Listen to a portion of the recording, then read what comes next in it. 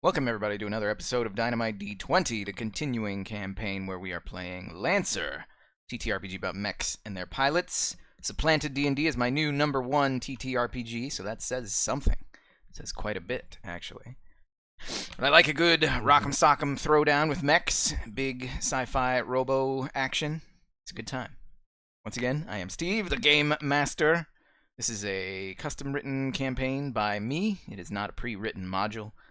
If you are interested in the rest of the campaign, all of the episodes are online on YouTube. I think I uploaded last session. I might not have uploaded last session, actually. But still, there's plenty of content for you to check out and catch up to speed on where we are now. Because now we are at maximum level. The only time in a TTRPG I've ever made it to a maximum level session. We're about to embark on mission number 13. Same. And the maximum level in Lancer is 12. So once you beat mission 12, any other missions are at max level. There's no more room for going up. So we'll see how it goes. Joining me now is an intrepid cast of Lancer pilots. We're going to introduce themselves. They're going to say as much or as little about themselves and their pilot as they want. And I'm going to follow along here in the game. We're going to start where we, once again, don't normally start. Panda! What's up, Panda? What's up? I'm Panda. I'm going to be playing Janky Leaks and Humble Mechanic. Dubious morals. Although feeling recently like they need to be the voice of reason for some reason. Yeah, we're gonna see how things go today. We'll see how things go. That's pretty much the motto for your mercenary organization, the Iron-Blooded Orphans. We'll see how things go. Yeah. Going down the list, Kaz. What's up, Kaz? Hello, I go by Kaz on the internet. I will be playing Cam Keeney, a once bright-eyed starship pilot who, when he was a boy, looked up to the stars and thought one day I'd be a Lancer pilot out there, saving worlds and kissing girls. And he is now a jaded man fighting shadow wars. But he's out in the stars. So remember, kids, your dreams will be dreams, but there will also be nightmares. Also, I don't think you've kissed a girl this entire campaign. Should change that. Yes, not. Oh, that's Kaz. Yeah, Cam Keeney's character development has been quite a roller coaster. I've enjoyed it. I've enjoyed watching the things that have befallen Cam Keeney. Last but absolutely not least, by any stretch of the word, Xeroxia. Welcome in. Hey, I am Xeroxia. I will be playing Juno Pascal, codename Cypher. And I grew up on a small salvage planet. Wanted to hack the planet. So here I am, hacking nothing successfully. That is me. Gotta get that Buttazone. Yeah, it's crazy that you say that Kaz has had like 0 kisses and like, but Kaz doesn't try. Janky Leaks, on the other hand, Kaz probably has more kisses than I do. Kaz does have +6 charm skill, but he uses it to other ends. All I've got is take control. And that's our cast of characters. We're going to jump into the game. Last time on Lancer. What happened last time on Lancer? Whew. What did happen last time on Lancer? Bloody hell. Oh, I know what happened last time on Lancer. Oh, yeah, Planet Enoth. Enoth. That's what happened. Planet Enoth in the mines. Yes. I mean, do you want to summarize there, Janky? Oh, no, I don't know that much. Look, because for me, it's like, hey, we saved Beaux Risotto, but he's freaking out. So we're going to try to deep dive into his mind and see what we can find. Yes, indeed. Last time on Lancer, our intrepid team was pointed to the next one of their lost crew members, the one Argo Pascal, father to Juno Pascal, who apparently had been sent to the mines on the planet Enoth. Planet Enoth, rich in a mineral known as Inerium, very important to technology across the known galaxy. The Lancers went to planet Enoth and found that one of the mines in question had been taken over by a gang of pirates that had apparently been hired to infiltrate and take over this mine.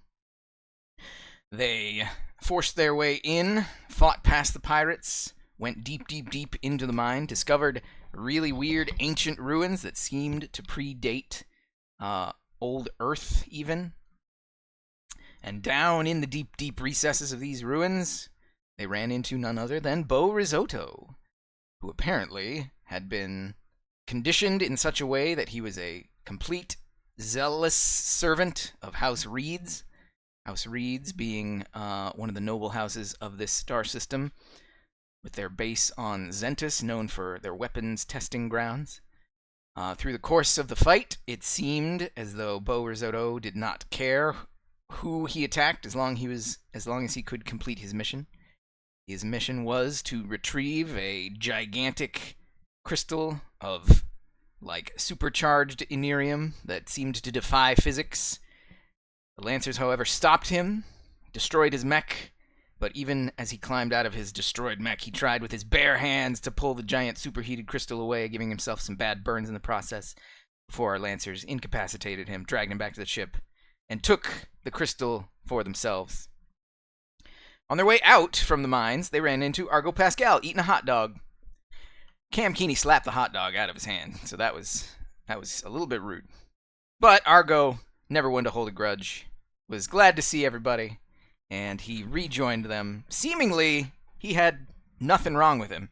Matt Banner had been torturing our Lancers by messing with their former crew in horrendous ways. Made clones of Tara Browning, messed up Beaux Risotto's mind somehow by overlaying a false personality, totally brainwashed Chester with dreams of grandeur and the promise of him being the best Lancer pilot in the galaxy.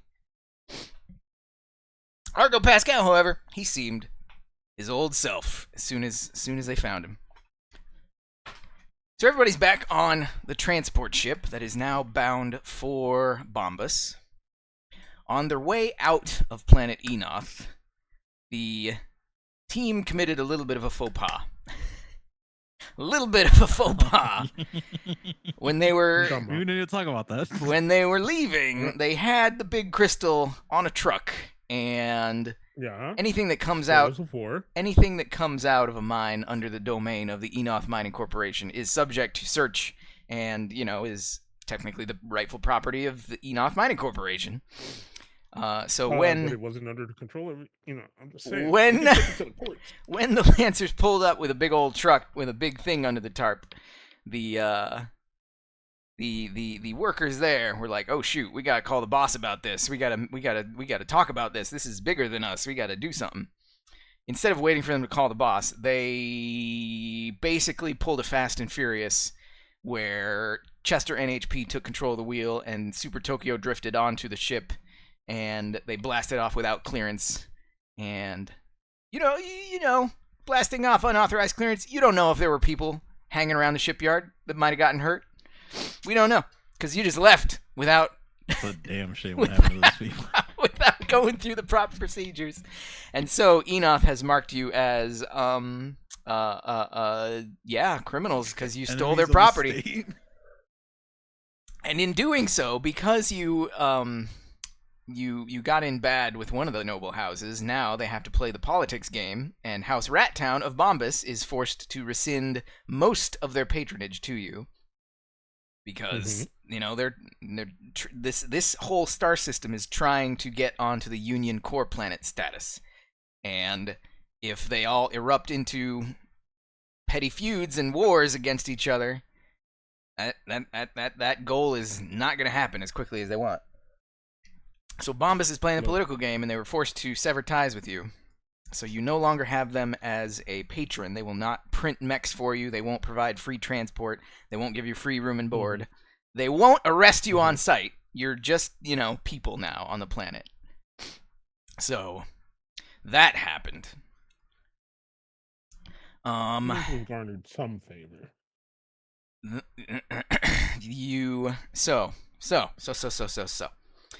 while you were traveling back to Bombus, we decided that you were going to take some downtime actions to do a couple of things. Downtime action number 1 was Cam was researching the properties of this big crystal. And the properties of big crystal is paracausal in nature. It's like crazy weird what this thing can do. And basically, if you put it in the correct architecture, I said you could basically make a Death Star. So it has immense energy and weaponization potential. Oh yeah, we're all getting cooked by that thing. And yes, it's emitting strange radiation that is definitely not healthy for prolonged exposure. So that's number 1. Number 2, what? Oh yeah, number 2, Juno and Janky were messing around with that custom tracking bug that they took out of Argo. And you kind of parted it out and got a system reserve bonus for that. So now, yeah, when you disassembled that thing, you rebuilt it in such a way that you can single mission.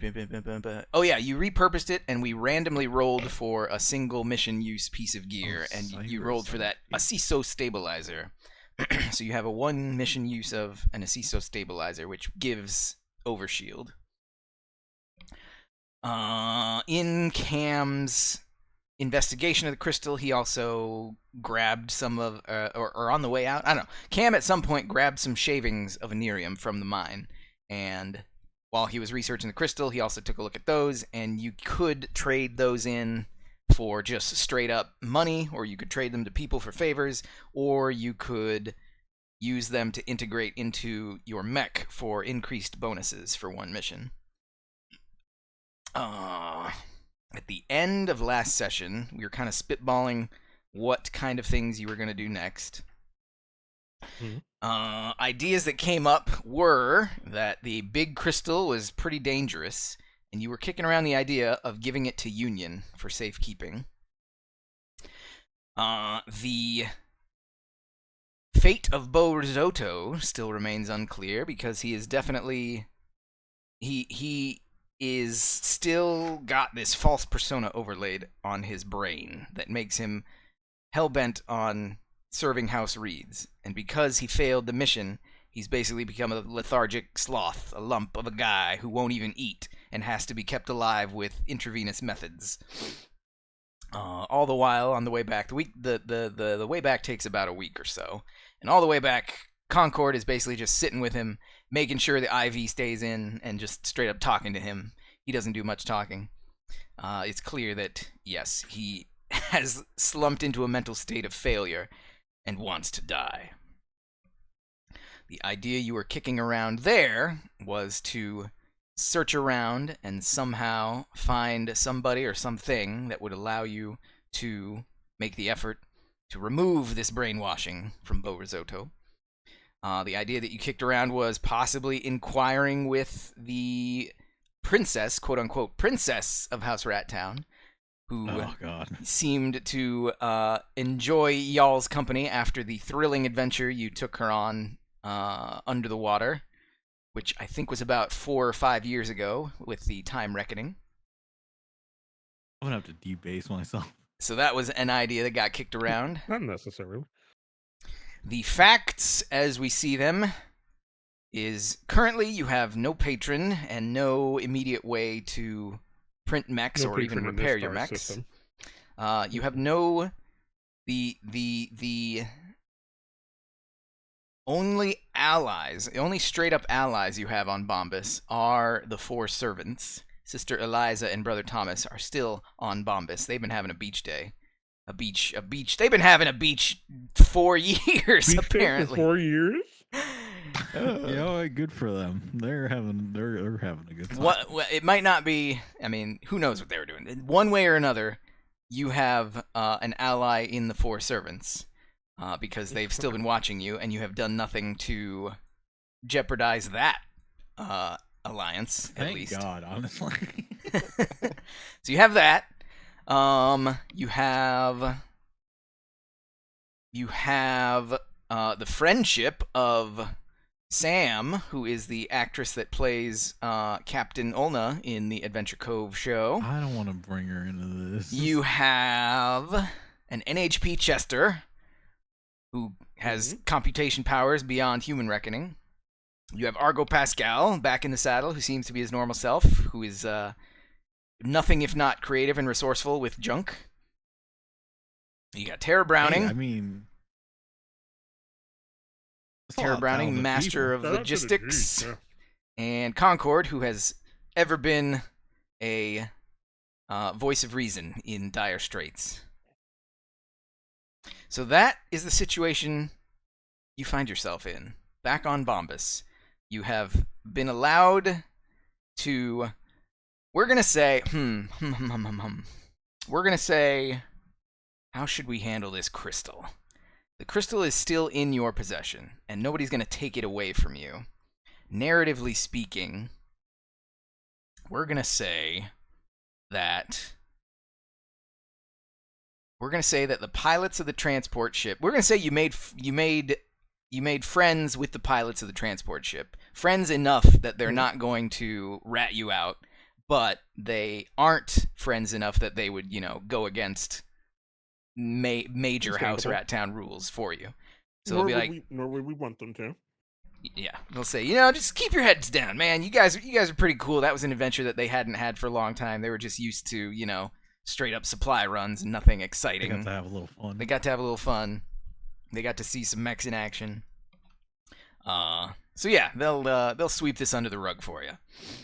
It could also have been side effects of the radiation that was invading everybody's brain. So maybe they weren't thinking totally straight, but one way or another, the crystal is in your possession. We need to get a shield around this thing ASAP. So kind of. So yeah, that is the situation you find yourselves in. On Bombus, the game is yours. You have a truck with a crystal on it, and I think the Balor was the only mech that made it out undestroyed. Yeah. Okay.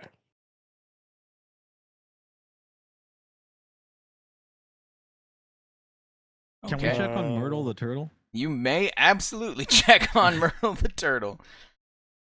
After checking, oh my god! You know what? That has to be a side adventure. Cam is not a part of that. Cam is trying to figure out how to shield this radiation.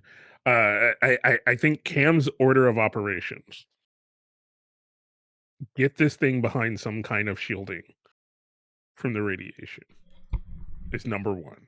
Number two is securing a facility that we can operate out of for the time being. Not own, but renting something that we can secure and operate out of for the time being until House Rat Town either decides to ask us to leave and or we garner their favor again. But the garnering their favor is a pipe dream.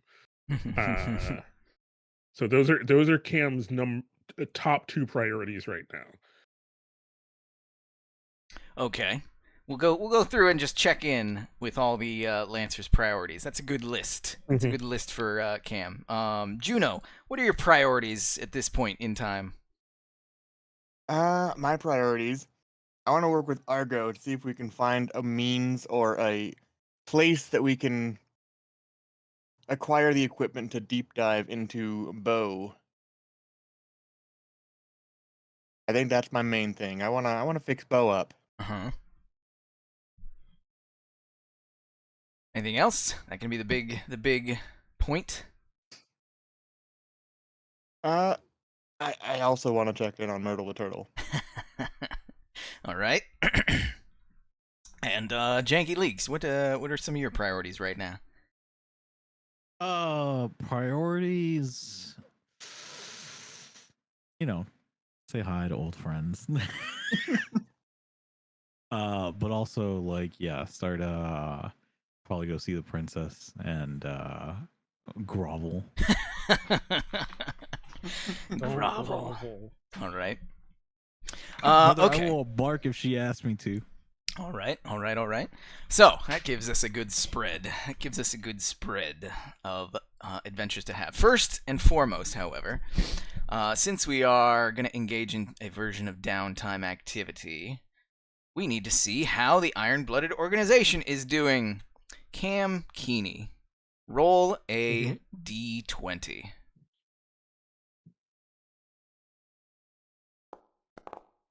Oh, no. That is a 2. It was a 13 on my screen. You must like a choose. You must choose Uh-huh. one of the following. Otherwise, your organization will fold immediately. You must choose between your organization loses 2 efficiency and 2 influence to a minimum of 0, or your organization needs to pay debts, make an aggressive move, or get bailed out. You choose which of those, and I'll decide what it looks like.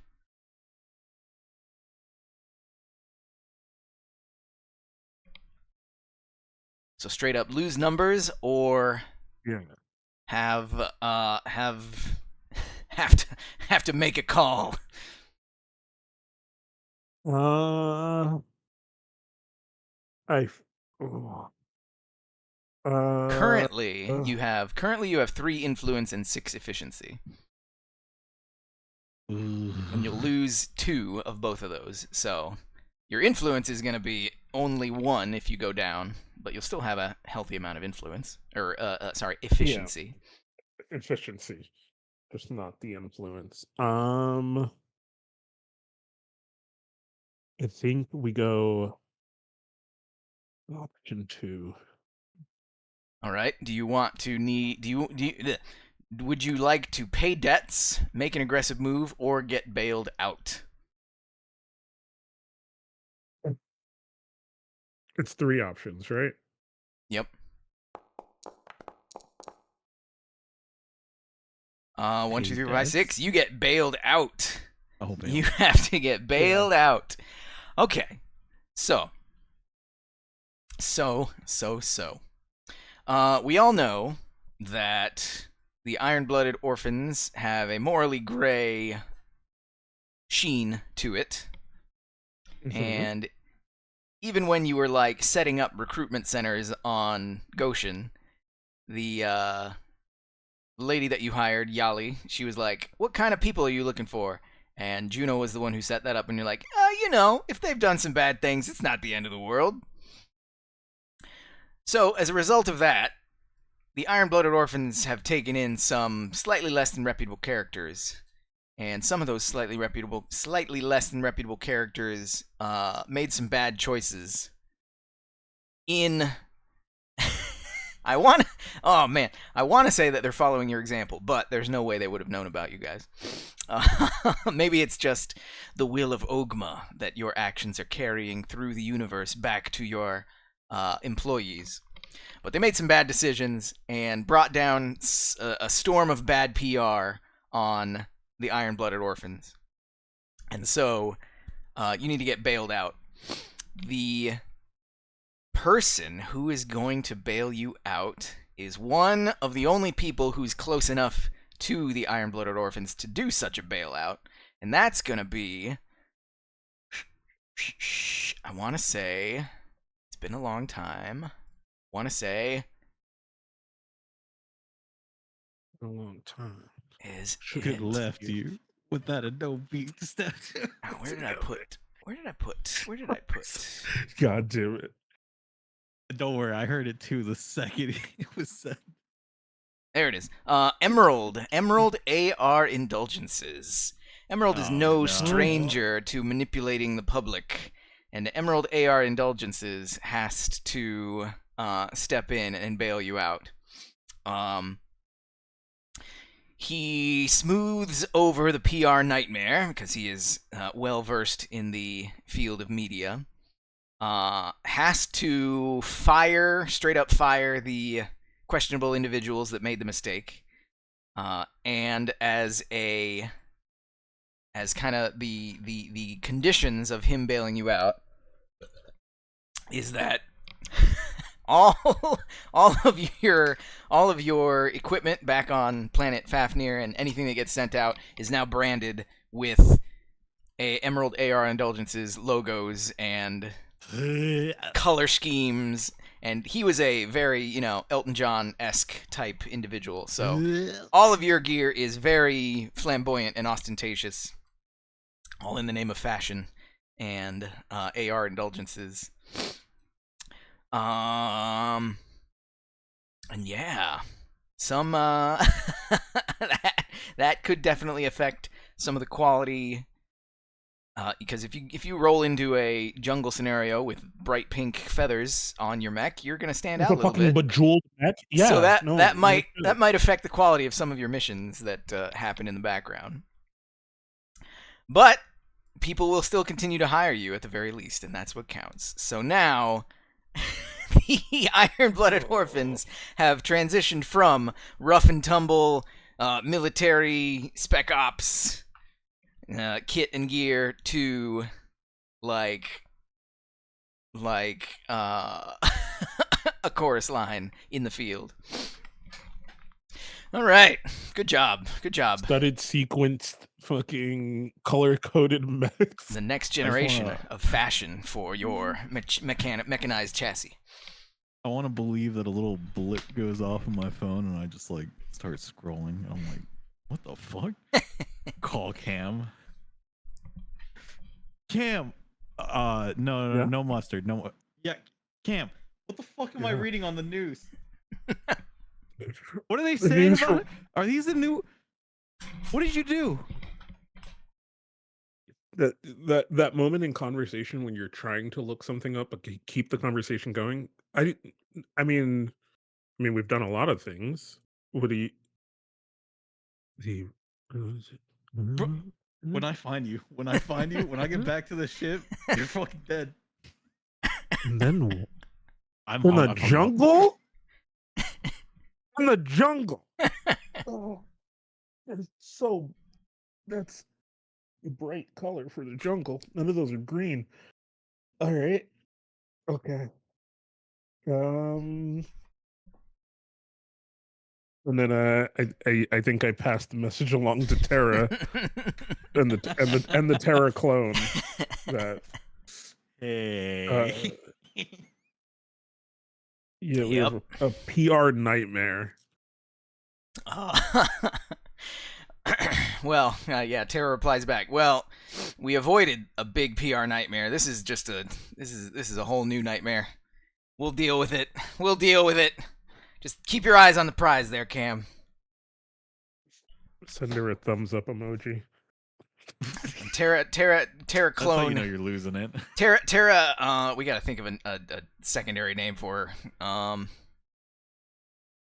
Because I can't call her Terra 2.0 because that sounds like she's better than me. Name her Gaia. Terra Beta. Terra Beta is on the way back. And we're leaving it to her. This is her area of specialty now. We made the agreement. She's gonna handle boots on the ground, and I'm gonna handle you chuckleheads over. I'm gonna handle you capable individuals up here. No, chuckleheads was good. So we'll leave it in her hands. If she's anything like me, I'm sure she'll deal with it and make it at least satisfactory. All right. Also, I still have not found a way to stop this thing from irradiating everything around it. Let's see. We'll go for that now. Let's see. So Cam is going to... You can choose between a couple of downtime actions to make this happen. Let's see. Power at a cost could be one. Power at a cost could be one. Buy some time could work. If you buy some time, you could stave off the ill effects of this weird thing. Possibly get creative. Possibly scrounge and barter. Which one of those sounds appealing to you? So either...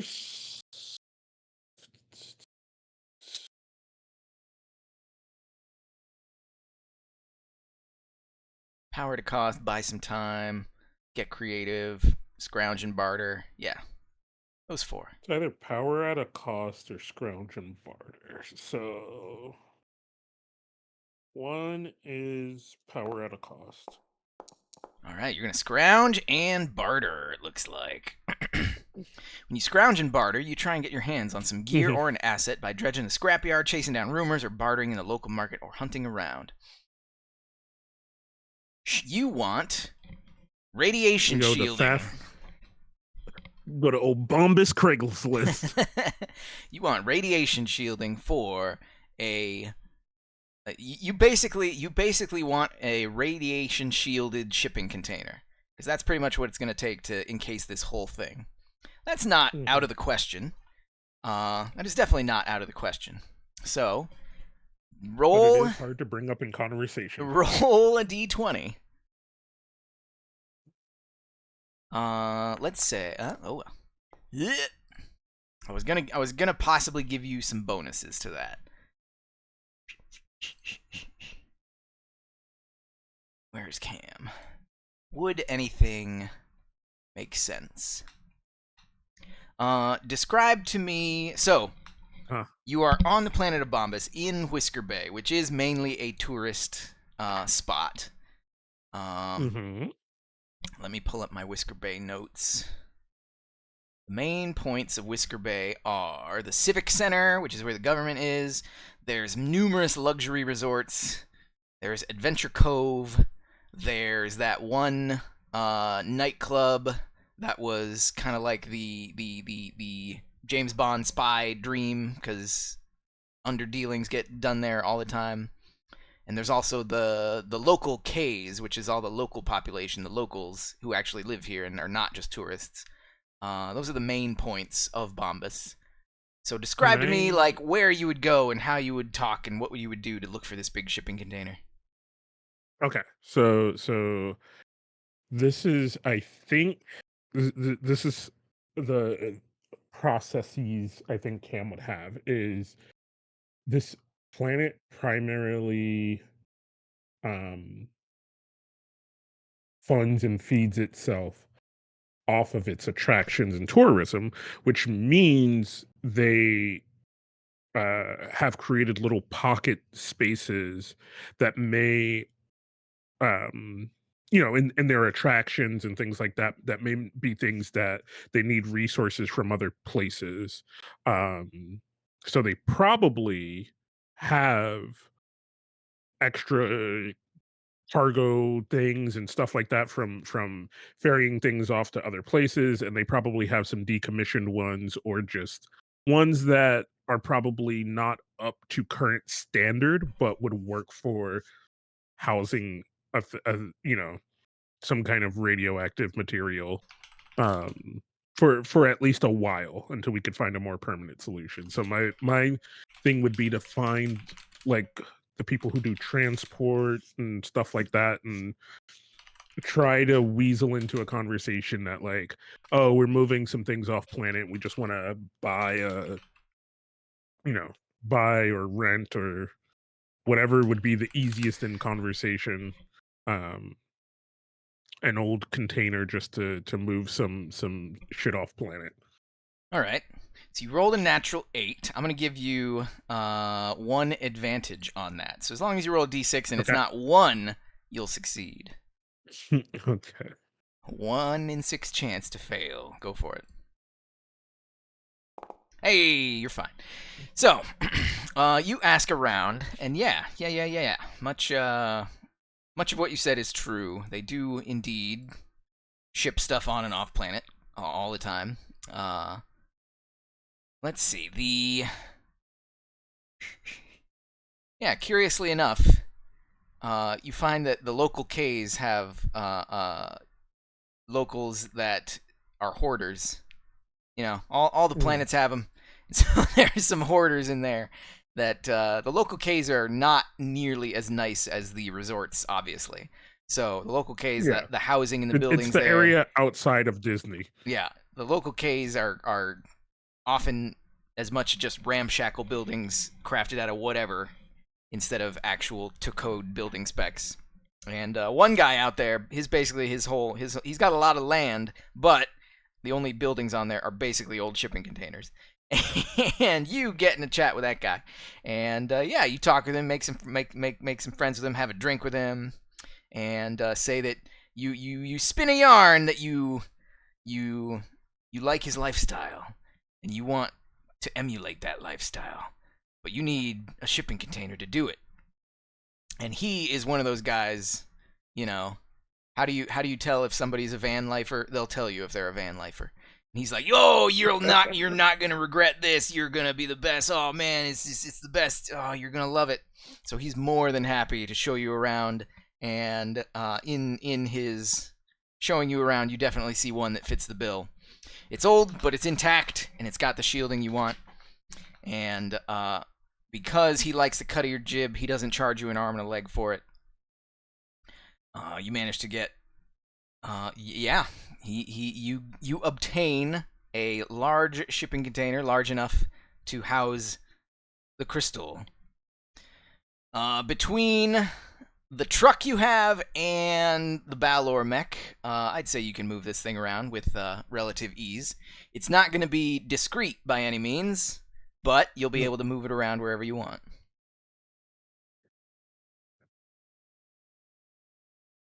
So where do you want to move it is the next question.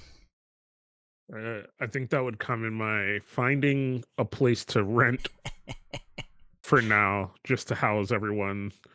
Well, Or let's see. maybe no, we're not gonna hang out with this dude anymore. Why not? He seems like a normal individual, one of the locals, off the beaten path, under the radar. Wait, now you're trying to sell it. Hold on, I almost got it sold. I just give you the facts. You decide what you want to do with them. You do give me the facts. I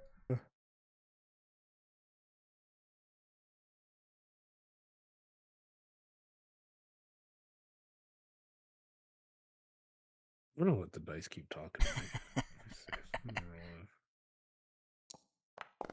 Kaz's content brain is like the Green Goblin mask to him right now. What did that 12 signify to you, Cam? I was gonna say low. Cam doesn't trust this guy higher. He kind of. This guy might be crazy enough that if crazy shit happens, he'll just go with it. Or if he says something to anyone, everybody will just be like, "That's the crazy hobo who lives outside of the park." This is perfect. So you're going to ask this guy if you can set up a bit of a shop here? Yeah. All right. While we figure out our off-planet travel. Let's have you charm this guy. And because you are interested in his lifestyle, I'll give you an advantage to it. So if you fail this, it's going to be a spectacular failure. If you succeed, he will definitely let you take your container and set up in a corner of his lot. If you fail, then he's going to. If you fail, he's going to have an adverse reaction when you roll up with a truck and a mech to transport the shipping container. Something about that's not going to sit right with him. All right.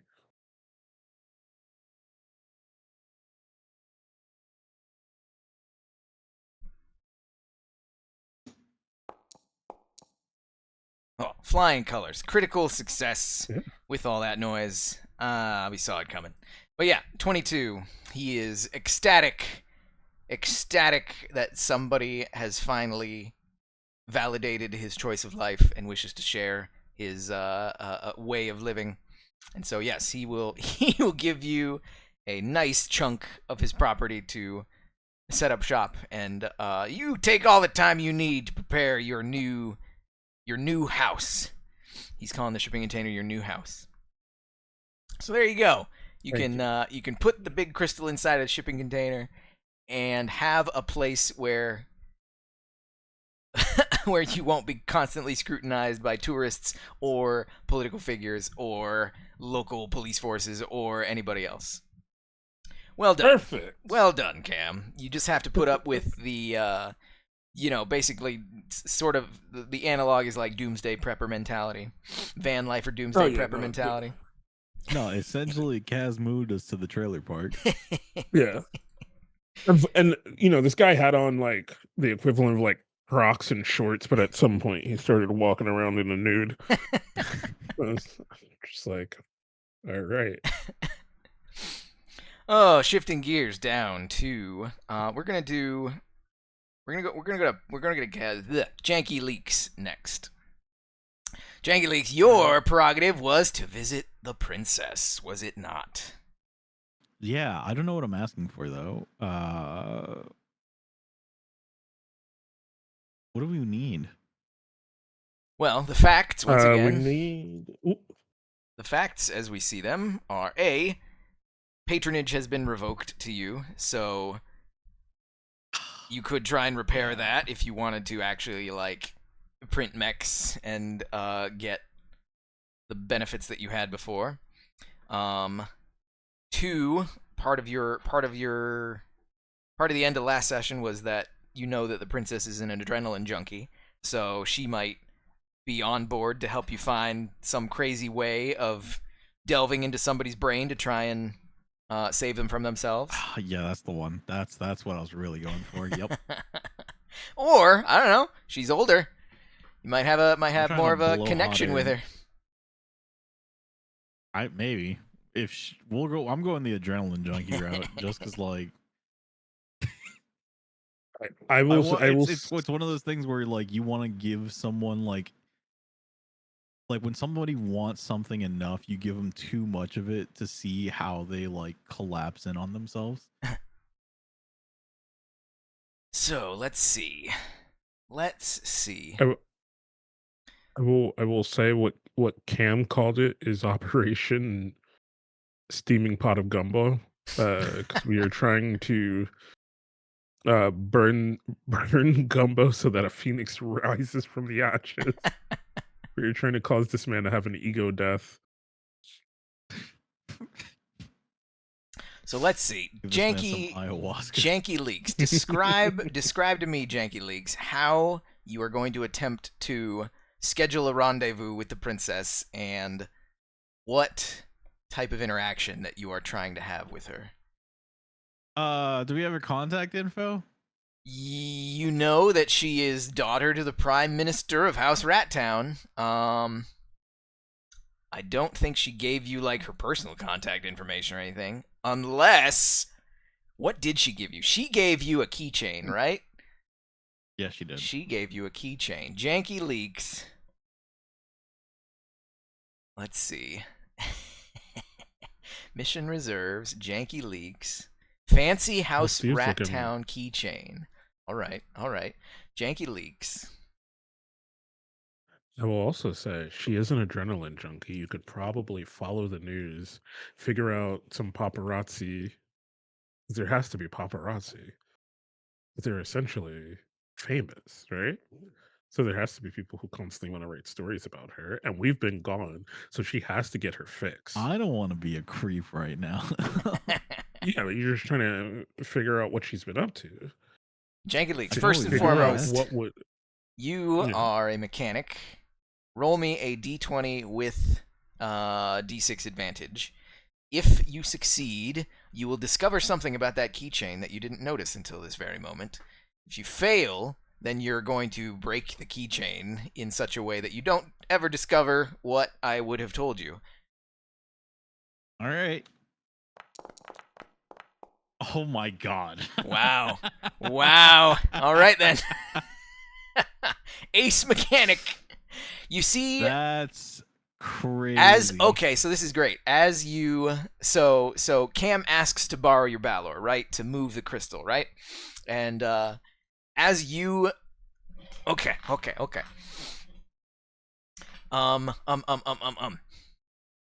You made friends with the pilots on the House Rattown transport ship, right? They swept it under the rug that you have this big crystal because they had a good time hanging out with you and you made friends with them, right? As part of their friendship, some of them were, once upon a time, transport pilots for IPSN, and that's how you got your next license in the IPSN to get the Raleigh frame. Because they were like, oh, Nice. yeah, let me hook you up, blah, blah, blah. And that's the narratively way how you get your Raleigh license. Because you were like, oh man, this Raleigh seems kind of cool. I think I'm going to try and go for it. And Cam's asking to borrow your Valor anyway. You're like, shoot, I got to move the stuff out of my cockpit. As you're moving the stuff out of your cockpit, you grab the keychain, and you notice that part of it like swivels in such a way that you didn't notice before. Because pretty much you just looked at it and you're like, oh, cool. And then you hang it up in your cockpit. Now you're like taking it down and moving it. And you see a piece of it that like swivels, and you're like, what? Was this thing actually like a puzzle thing? You know, like puzzle keychains, those little fidget toy puzzle keychains. Oh my god. And you go to try and manipulate it, but you you went clockwise instead of counterclockwise, and that was the way it was not designed to move, and you snap off a part of it, and so now the puzzle is basically broken. It still has the discernible House Rat Town logo on it, but whatever secrets this thing held will remain secret. This is why I didn't solve the dice. So with that in mind, yeah, how do you want to try and meet with the princess, and what do you want to talk to her about?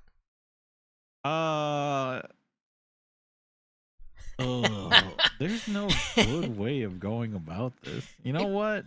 I'm gonna be upfront and honest. I'll be like, hey, we're in a bit of a bind. I don't know. How do I send an email to secretary, somebody at their office, and being like, I'm looking to request the presence of the princess and whatever. Few things we want to talk about. All right, we'll see how that goes. You are going to... Okay, you're going to try and read a situation. You're going to try and write an email that is not suspicious so that it will get through the, like, adjutants and the aides that, you know, obviously read all the official messages that come to the government. Yeah. But it's got to be important enough that it actually gets forwarded to the princess. So you've got to craft that kind of message by reading the situation. You log on to the official government website and you get kind of the vibe that they're going for. What would be crazy is if I took a picture of the keychain and been like, "Hey, this thing broke. Do you think that would get to her?" Hey, maybe if you want to try it. If you want to add any touches like that, by all means, we can. Yeah, you know what? I'll be like, hey, I'm back in town. I need to talk to you about some stuff. By the way, this thing broke when I tried switching it from my mech the other day. All right. We're going to roll a read a situation check. You mentioned the keychain. The keychain that isn't available to the general public. It's only available to House Rat Town people. So that in and of itself might be a something. Could it be good or could it be bad? Interesting. Let's see. I'm gonna roll a secret check to see if this is good or bad. Oh no. All right. So I have my result. You must roll a read a situation check with a 1d6. You don't know if the 1d6 is plus or minus, but I do. If you succeed, then your email will go through, and you will, in fact, get an audience with the princess. If you fail, I'm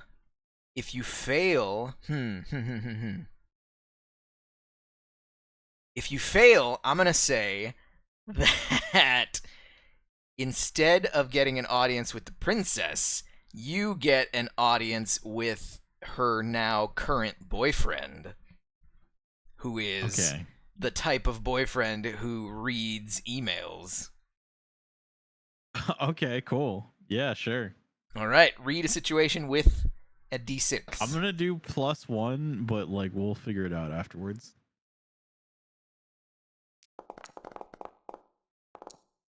Oh, so you rolled a... That's a 9. You rolled a natural 5. Wait. No, you rolled a natural 5. I rolled a 9. No, you rolled a natural and 5. The 5 was and added. Then plus your read a situation is a 9. So you had a 9 to your total check, and then the 5 was the number on the dice. That's what I mean. Yeah.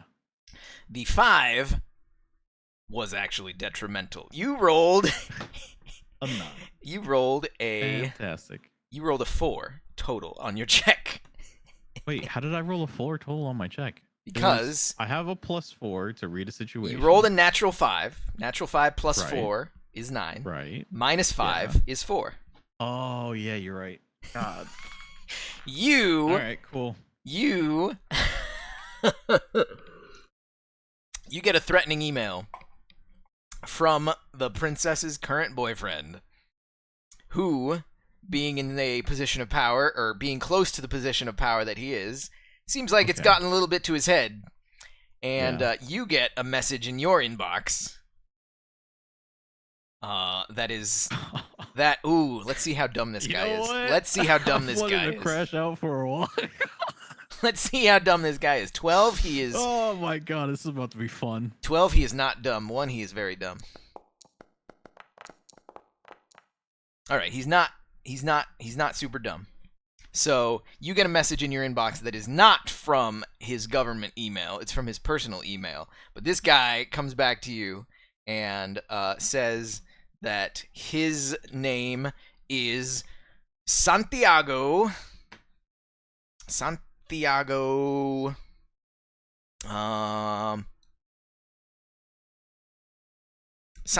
Galileo. Oh yes, very Italian, very Mexican. Santiago Galileo. And he explains to you that he doesn't like how you are trying to send emails to his girlfriend. And he demands that you meet up with him, otherwise he's going to... So, yeah, he saw the message, and he looked into you guys, and he learned about how you kind of fell out of favor. He didn't get all the details. That's the secrets of what you did to fall out of favor with House Rat Town are still secret. But he did read up that you were, at one point, honorary members, but that status was revoked. So he's kind of using that against you. And he's saying, you better meet up with me and explain what the heck you're doing. Otherwise, we're gonna dig deeper into this, and we're gonna bring the law into this. He's threatening you. He's trying to blackmail you, essentially. I'd like to reply to the email. Yeah. I'm going to say, I don't even know who you are, and I'm sending that, and that's about it. Oh, what is your goal in sending this email? Are you literally trying to troll him, or is you just Dismiss him. legit just saying you don't care? Yeah, I don't care. All right, we'll see how that goes. You send a reply saying, I don't even know who you are. Send. How? Let's see. He wasn't super dumb, but he wasn't a 12. He was only a 9.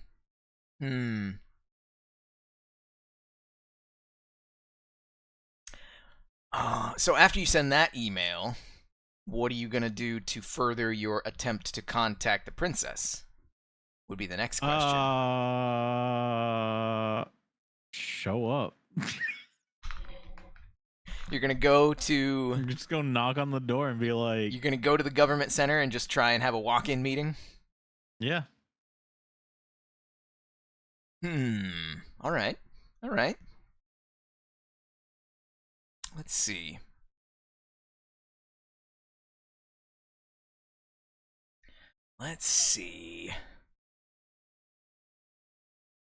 Wait, he specified that he was her boyfriend? Yes. Okay.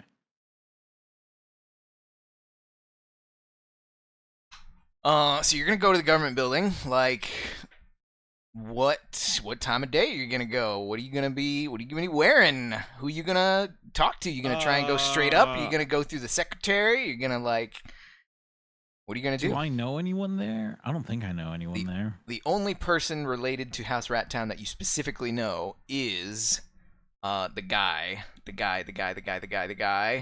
who hired you on in the first place. Ah, yes. Something with a D. Have it. Kenneth Driscoll. There he is. He's the only guy that you Driscoll, there know, we go. like in person. No, the Prime Minister was one of the people who, like, back in the old days, the IBO performed a very successful mission and impressed the Prime Minister. So, Prime Minister knows of the IBO, but because of recent events, you sense that she's unlikely to be the best point of contact to try and make direct contact. So, basically, the only two people that you've met face-to-face are Kenneth Driscoll and the Princess herself. Yeah, I guess I would... I guess working the Driscoll angle would be a lot better. Kenneth Driscoll. So you go and you talk to Kenneth Driscoll. Kenneth Driscoll sees you, and he seems... agitated? He seems nervous. You don't know you don't know what kind of nervousness it is. What kind of nervous is he? I'm gonna flip a coin. Is he good nervous or bad nervous? We're going with dice. Dice today.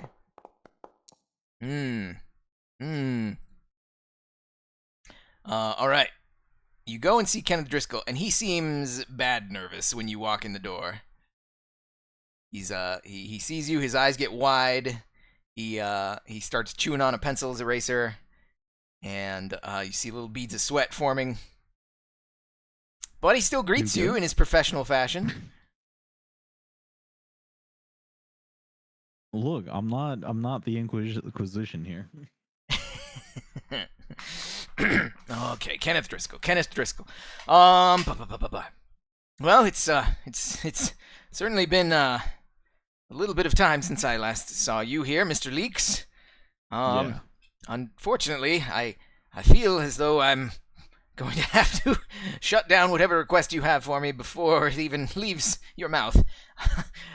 You are not the most popular person around House Rattown these days, don't you realize? Yeah, no, I'm kind of aware of this. And so I hesitate to inquire, but what could you possibly want with me in this juncture? Well, I mean, if you already shut me down, like,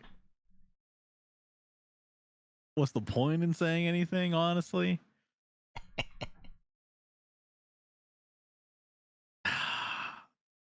I mean, I guess I'm just gonna have to do something else, figure out another way.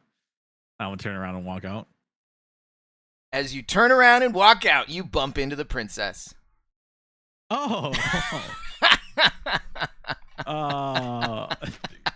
Yo, that's crazy that you are exactly the person I'm looking for. Would you believe the odds? Also, you and I need to have a talk. Your boyfriend kind of crazy. Literally, you bump into the princess. How graceful is she in this very moment? 12 is very graceful. Oh, she rolled a 9, just like her boyfriend. She is graceful enough that you don't knock her to the ground and cause any sort of injury. You just kind of bump into her and powerful? stumble. I'm so sorry. Hey, you weren't expecting it. Neither was she. I'm apologizing. But she sees you and she's like, "Why, if it isn't Janky Leeks? It's been years. How have you been?" Hey, it's been a time. You can hear Kenneth Driscoll behind you giving the signs of like cut off this conversation without saying it out loud. Look, he's gonna tell you that we've done some very bad things, and I can assure you we've absolutely have done some very bad things. I'm gonna be upfront and honest with you. Kind of started some political tensions, so I can understand if like this is not exactly where you would want to be right now. Honestly, we've exhausted a lot of our options, so I came here seeking help. Oh, so I'm a last resort now, is it? No, I mean... she punches you in the shoulder and she says, "Gotcha!" I'm not gonna lie, I might have clenched up a little on that one. Janky Leeks. I've been following you and your organization ever since we had our little underwater adventure. Oh, yeah? I must say,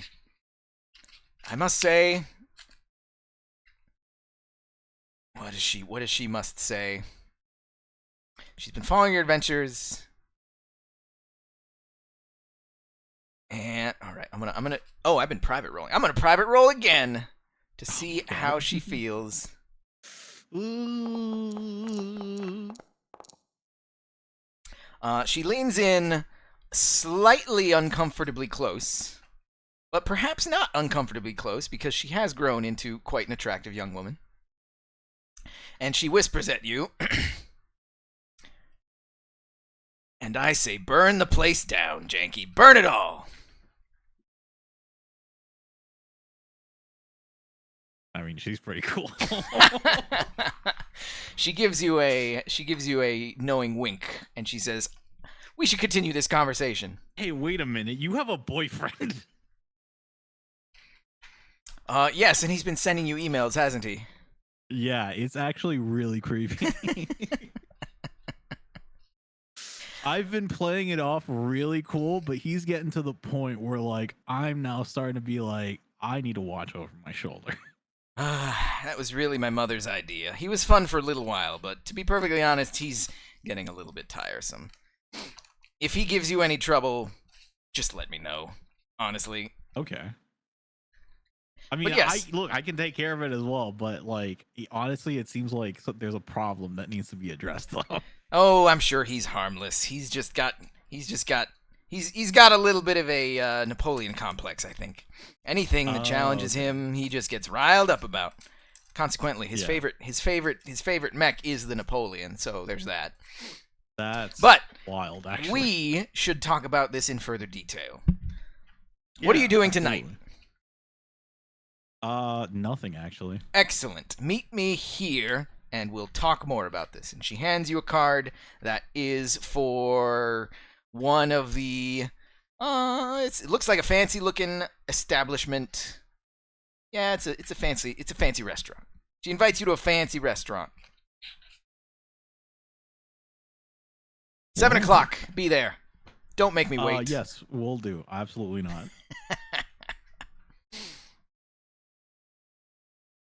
Janky.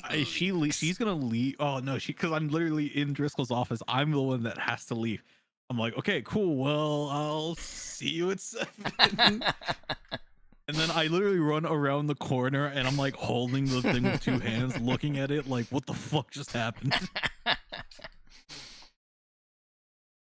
7 o'clock rolls around, and you meet her at the establishment, which is actually pretty hard to find. It seems like this is an establishment that, while fancy, is rather exclusive and not known to the general touristy populace. It seems to be a place where somebody would go to have conversations that would not like to be overheard by just anyone. You meet up with the princess, and she says, I read about what you did on both Planet Envoy and Planet Enoth. And unfortunately, I think this is a symptom of a sickness that has taken hold in Geb's heart. For a long time now, we've been trying to reach the core world status with Union, which, as you obviously know, is, the utopian concept. You've been on the utopian worlds before, where everybody has material possessions met, blah blah blah blah blah.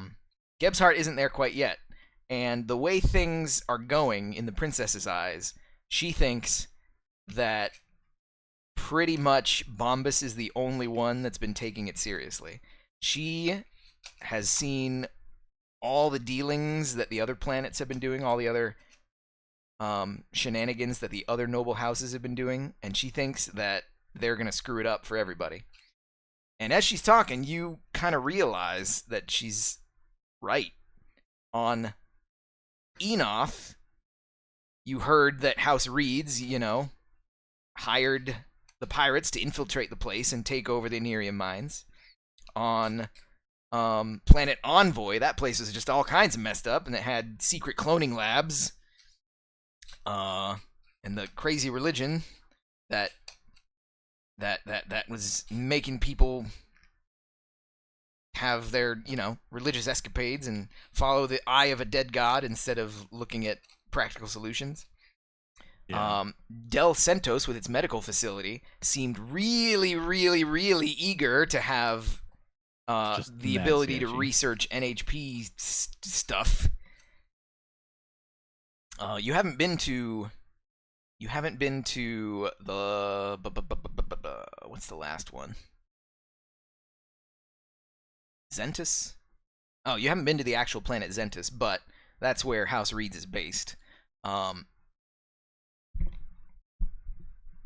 Enoth is the home of House Basho. You don't know too much about Basho, but from what the princess says, they are also suspect of having their own agenda that is contrary to Union's core world status. So she is like seeing what you're doing, and she's been in favor of it because it's been exposing the other houses and bringing their underhanded dealings to light. And so because of that, that's why she said, burn it all down, Janky. She is all in favor of anything that you're willing to do that might be considered detrimental to the other noble houses. Stealing the crystal from Enoth was probably a great thing. Who knows what they would have done with it. Bringing the cloning lab to light, amazing, great. Who knows how long it would have been in operation.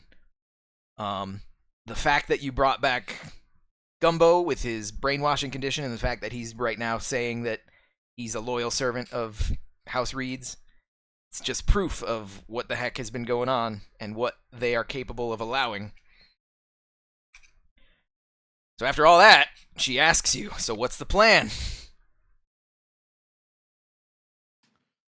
Well, first thing we want to do is we want to dive into our friend's Beau's mind in order to, because like, I'm going to tell her everything about how there is essentially a personality superimposed on top of the normal Beau personality, and we have this insane idea to try to dive into his mind to fix this.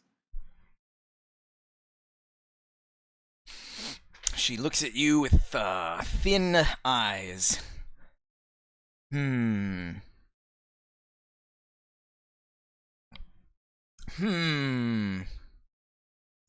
Does she know anybody who could help with that?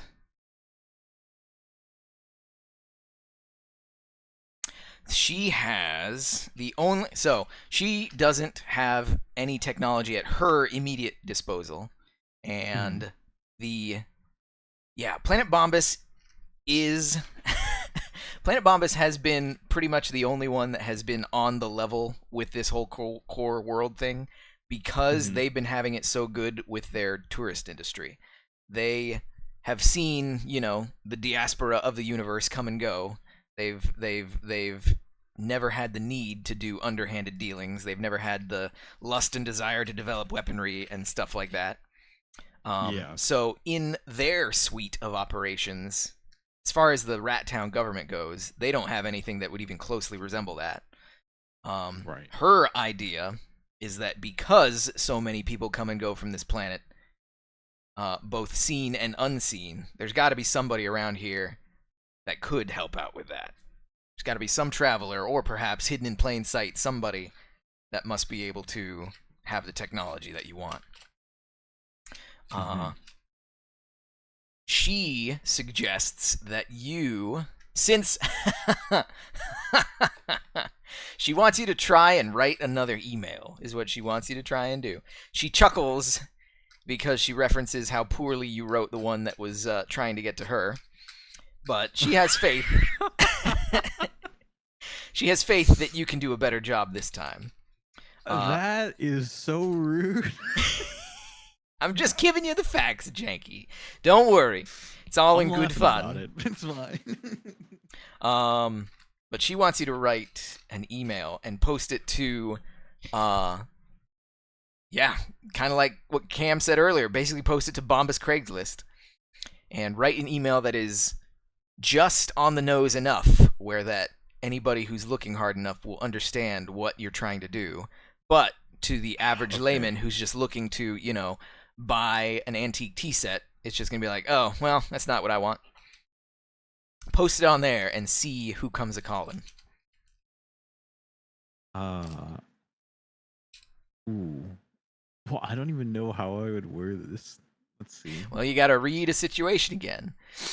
Oh, yeah, that's right. Or I was thinking about perhaps- how to actually word this. I mean, if you want to give me some actual language, that could give you additional bonuses. Whenever you actually like give me details, that could give additional bonuses.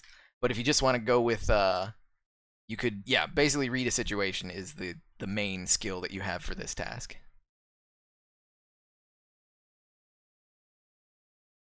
You want to think about it and I'll get back to you? Yeah. Let me think about it for a little bit. All right. Janky is thinking about how to word an email. Smash cut over to Juno Pascal. Crud. I needed Janky to resolve before I fully committed to Juno. It's okay. We'll go there. Juno Pascal. First and foremost, you wanted to check up on Myrtle the freaking turtle. I did. Where is my Myrtle the turtle specs? Mission reserves? No. IBO archives. Assets. Did I write it in the old mission? I think I might have written it in the old mission. I think I did. Let's see. Notes. Mission 10.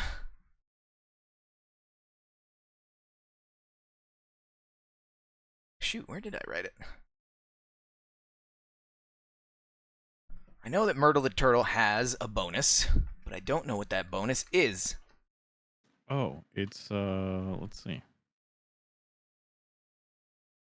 +4 to racing checks. Where are you seeing that? IBO archives, mission reserves, bottom of the page. Bottom of the page.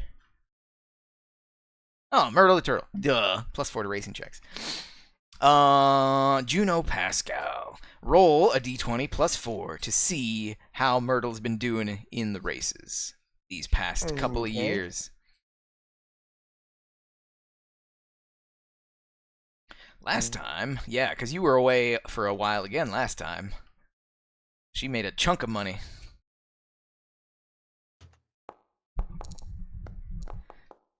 Oh, critical success once again. So, in the past about 2 years, 4 years, 2 years, in the past, however much time it's been since you last checked up on Myrtle the Turtle, she has risen the ranks, risen to one of the top contenders, beating out so many of the other tortoises in the game. Let's see if that's a good or bad thing. 1, it's good. 2, it's bad. All right, 1, it's good.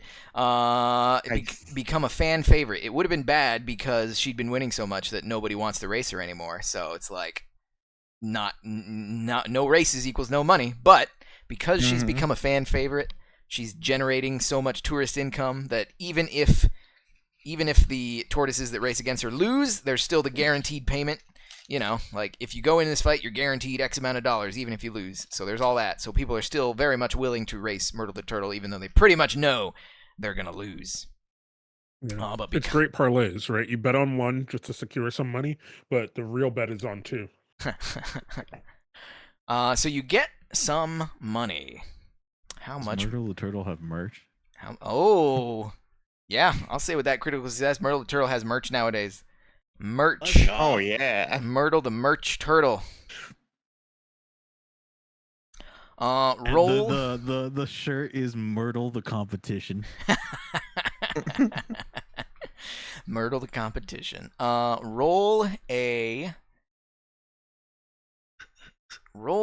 a D. We'll say. Roll a D6, Juno. Yeah. Multiple. Well, it's. Let's see. The funds that come into you are not as much as you'd really expect, because nobody really expects to win against Myrtle. So the money, like pretty much just like Cam said, the money goes elsewhere. So Myrtle doesn't actually bring in a lot of money herself. The money comes in from the merch, and the big bets get placed on the other turtles. So the big bets go to the other ones. Only small bets get put on Myrtle these days. So you don't get a huge chunk. You only get you only get 180 Bombus this time around as your cut of her winnings over the past couple of years and months. Because that's fine. I'm just happy for Myrtle. Because you're only sponsoring the turtle races, you didn't sign on. You weren't around for when they signed all the merch deals. You're not seeing any money from the merchandise, unfortunately. Oh, I gave him that slogan. So, your new Bombu total, if you wish to spend actual money, is 1,580. There we go. Can we But participate in match fixing? you will get a significant discount on any Myrtle the Turtle merchandise, should you decide to purchase any. Oh, okay. Fuck Okay. Yeah, that was a critical success. It seems as though Myrtle is still happy and healthy, and tortoises live a heck of a long time, so still in the prime of the racing years.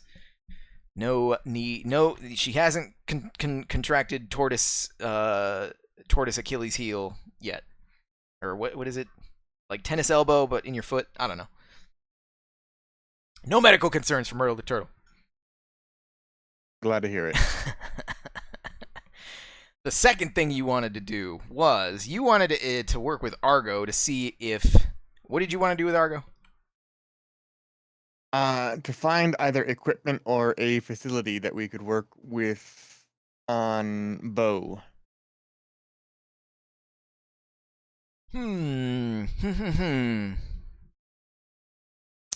How are you going to search for said facility?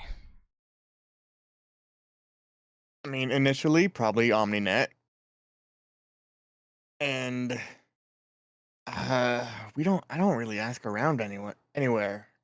My thing's always been OmniNet, so I'm gonna stick with my strong suits and check the OmniNet.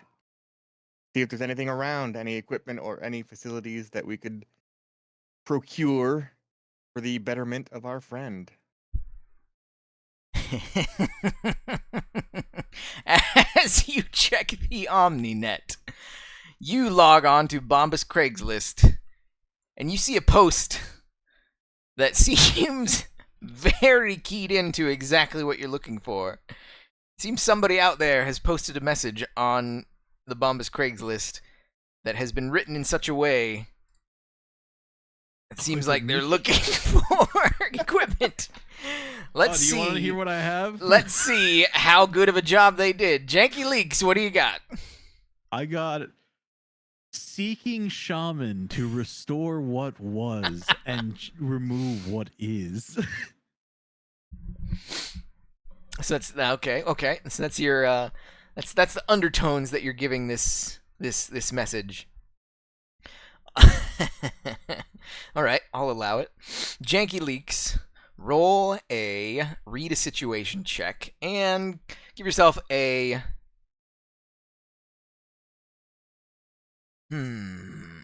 shaman. Sure, give yourself one That advantage. could go several ways. Give yourself one advantage on it. All right. Oh, you're gonna need it. Ooh, you needed it. God. You needed it. So you succeeded in this check.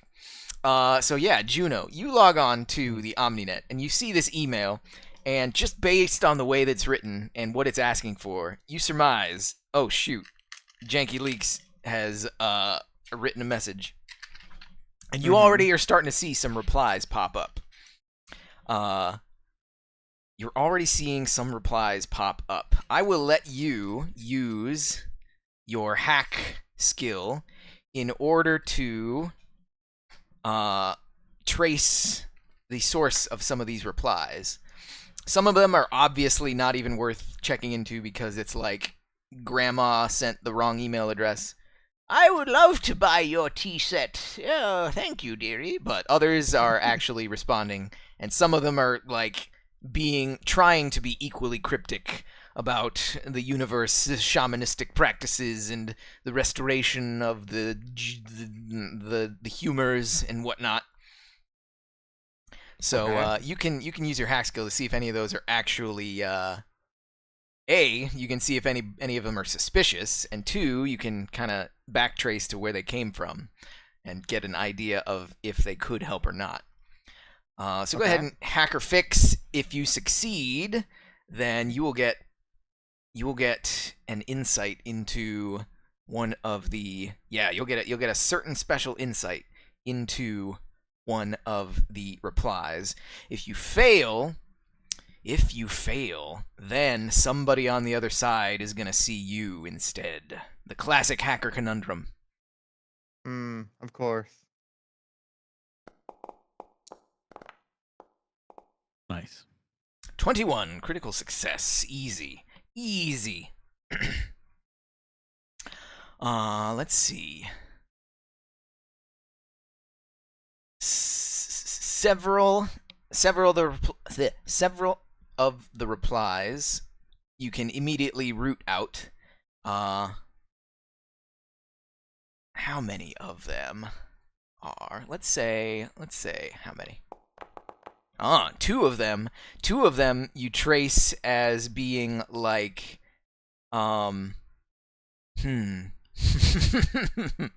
Two of them you trace as coming from other noble houses.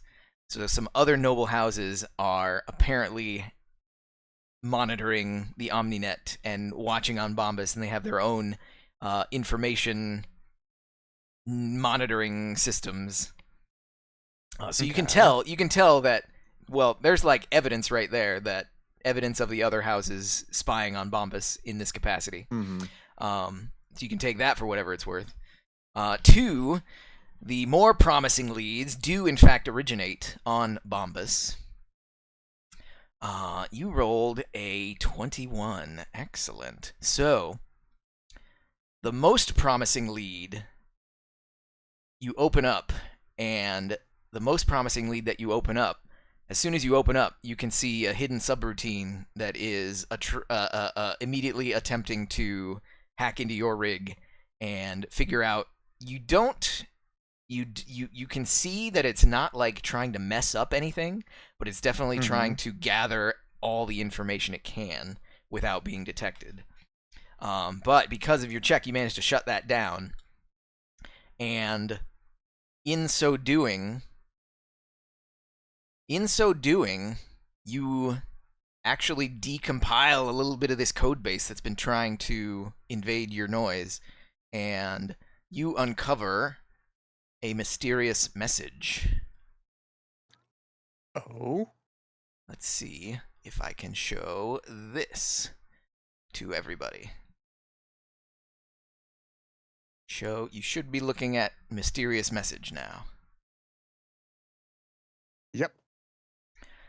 Everybody take a look at the mysterious message. It reads, Okay. "And the lost apostles shall wander in the dark, forever blind. Yet among them shall be a light, a gleaming eye that sees only truth. They shall walk the path of cold fire to burn away all that is false." You see an image. I know that image.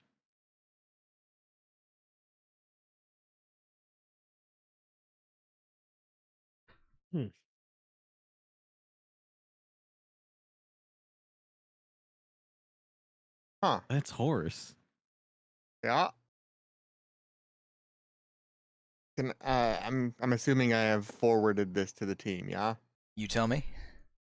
I'm going to forward this to primarily Janky, but everyone in the team gets this message. You forward it on, and you put a little subnote that says, "Cam, it was primarily for Janky, but you were an afterthought." Cool. Whatever this is, we've got to follow it. Yeah. So can I like put a trace on there and get there? After you uncover this message, the program self-destructs, erasing it and everything that it ever was. Oh no. Sounds like some Matt Banner shit. Was that attached to a comment or reply? What, the program? Yeah. That was embedded in the. Oh, yeah, it was a reply to. It was a reply to your message that was written in a innocent fashion, basically saying, "Oh, this sounds like a cool project. I think I could help." Yeah. I'm replying to that one. Yeah. Seems the way to go. You reply to the message, and it gets bounced back. Mailer Damon, address not found. Please check your spelling. Blah blah blah blah blah. Doesn't help. Hmm. I already lost all the information, right? You still have the mysterious message, but the packet that delivered it is totally gone. I see some like coding in the circle. Can I decipher the coding in the circle? Oh, you get. Where is it again? It's in the circle of the image. Oh, I closed it. Of course you did. It was part of the puzzle. Oh. God, I can't read that. I legitimately thought my screen was freaking out, and I was like, "Oh, okay, that's just an artifact." Let's see. Where did I put it? I was so hyper focused janky, on the message itself. Janky Leaks not being a hacker, and Cam Keeney not. Oh no! Don't close it again. Damn it! Where the heck did I No, put this? Cam is a man of words. So like looking at the image, I didn't think that's where the message would be. I'm looking at the words, assuming that there would be something There we go. more there. So Juno is the one that is most capable of identifying hidden meanings in the message. So I'm going to send it to Xeroxia. And Xeroxia can choose what they want to do with that. Also, Cam sent a ping What? to a location, which is where Cam's setting up a temporary camp. You can all rendezvous in the trailer park.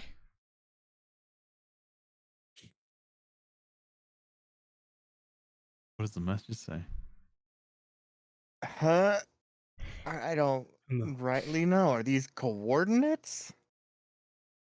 What does it look like? A series of numbers and a letter. Or 3. Hang on. I'm gonna share it with the team in the group. That's what I'm gonna do. I'm gonna share it with the team. Oh, Yep. please hold. There are letters in there. There are letters in and there. numbers. It's a string of numbers followed by a series of letters. So I will just preface this. So this is a puzzle. Mhm. If you wish to, there is a solution to the puzzle that you could piece together as players. I got it. If you wish to have your characters try and decipher it, you can roll checks for your characters, but then it's based on the dice. So you can choose which method you want to do. Try and tackle it yourselves or let your character tackle it. Ooh. I mean, I know what these things are. Look, the universe has unfolded itself onto me. I know what hex looks like. I figured one of you would. That would be a 1337 Fuego Fria Avenue, K de la Rey, Whisker Bay. Oh snap! Janky it is a matter of seconds before Janky copies and pastes that into a hex translator and comes up with an address. Well, there we go. We have an address. I like to see you guys show up at the container, have that moment, and I pop out, and I'm like, apostates. What? What are you talking? What? Was it? Was it not about the words? What? No. Oh, you mean the message? Brother, we Yeah. have an address. We gotta go. Oh, all right. I toss you the fucking key to your. I hop in the truck.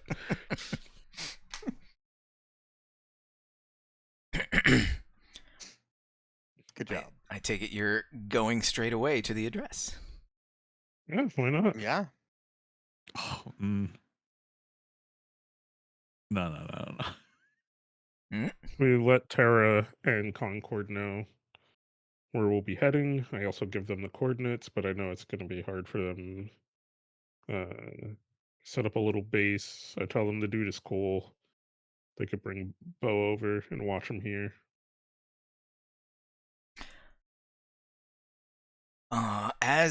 So as Janky plugs in the hex into the converter and reads the address, the text readout of the hex converter, as you press the enter, you read it and you see it, but then in real time you see additional characters being added, additional characters that say,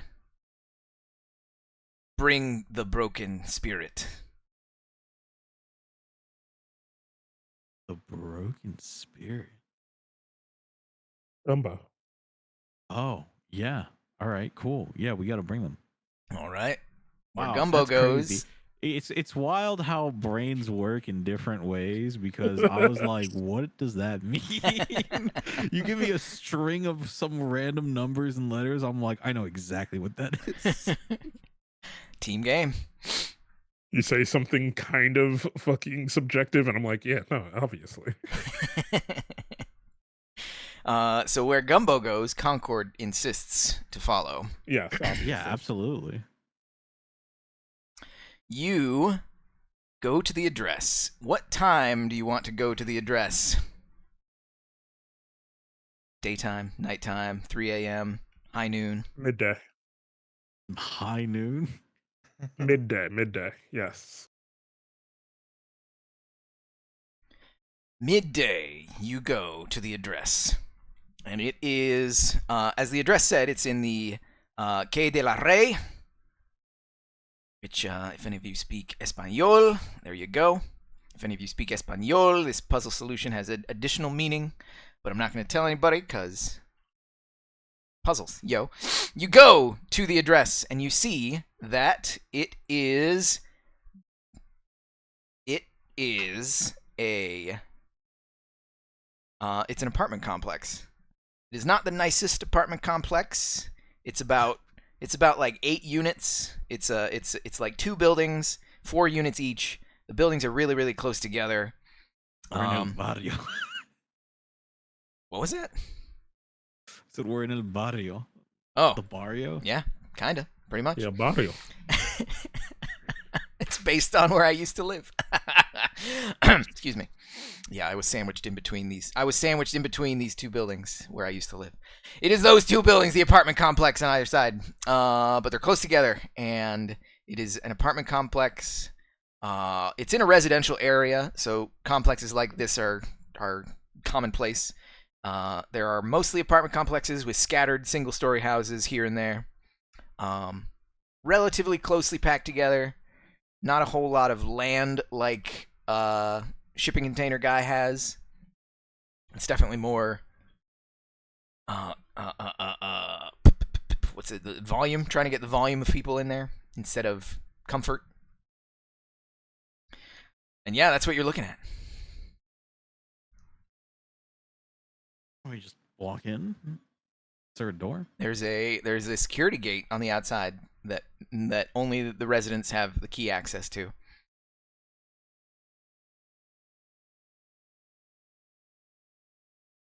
We weren't given an apartment number, were we? No. What if we just, you know what? What if we just roll up, show the dude the symbol? What could happen? It's worth a try. Yeah, I'm down with that. Worth a shot. So you're on the outside of the complex. It is midday, so yeah, I'm taking inspiration from my real life. It's midday, so there are several of the families that live in this place are having a barbecue in the interior patio area, and they are playing loud music that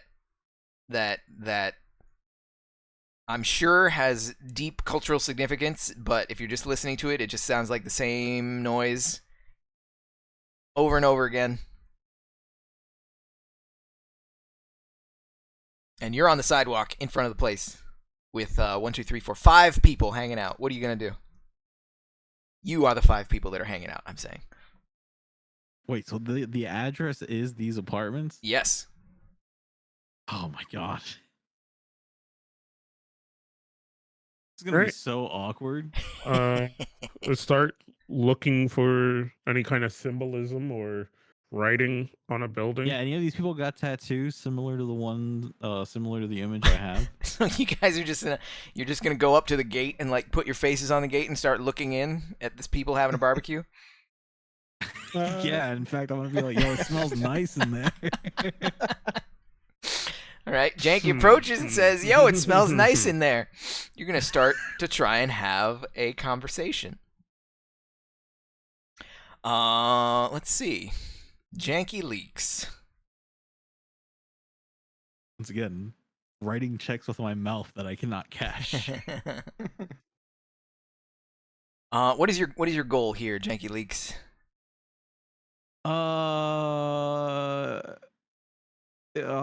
Kind of suss out like if these people are slightly related to. I was just trying to see if any of them had tattoos of like the image that we have. Like I'm trying to pin whether these two could be related, if the color is the same.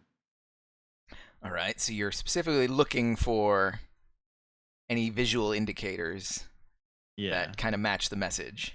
That'd be read a situation. Read a situation is like subtext. If you're looking for actual physical, that would be more of an investigate, which you don't have. So I'm going to give you Janky. I have those skills. Well, Janky is the one who formulated the plan here. Janky is going to make an investigation check. Cam, I will let you, as you see what Janky is trying to do, step up and assist after the fact, but Janky will be making the main role. Cam, understandable. Roll an investigation check of your own. If you succeed, then you will give advantage to Janky. If you fail, no advantage. Yeah. You succeed. All right, Janky Leaks. Roll investigation, which is +0, with 1 advantage. So if you succeed, then you will identify some visual indicator that lets you know you're in the right place. If you fail, you're going to creep these guys out, and they're going to get a little bit territorial with you. Ooh, yes. All right, 16. Finally. 16. Let's see, Janky Leaks. You're looking through there, and you say, oh, man, that smells good.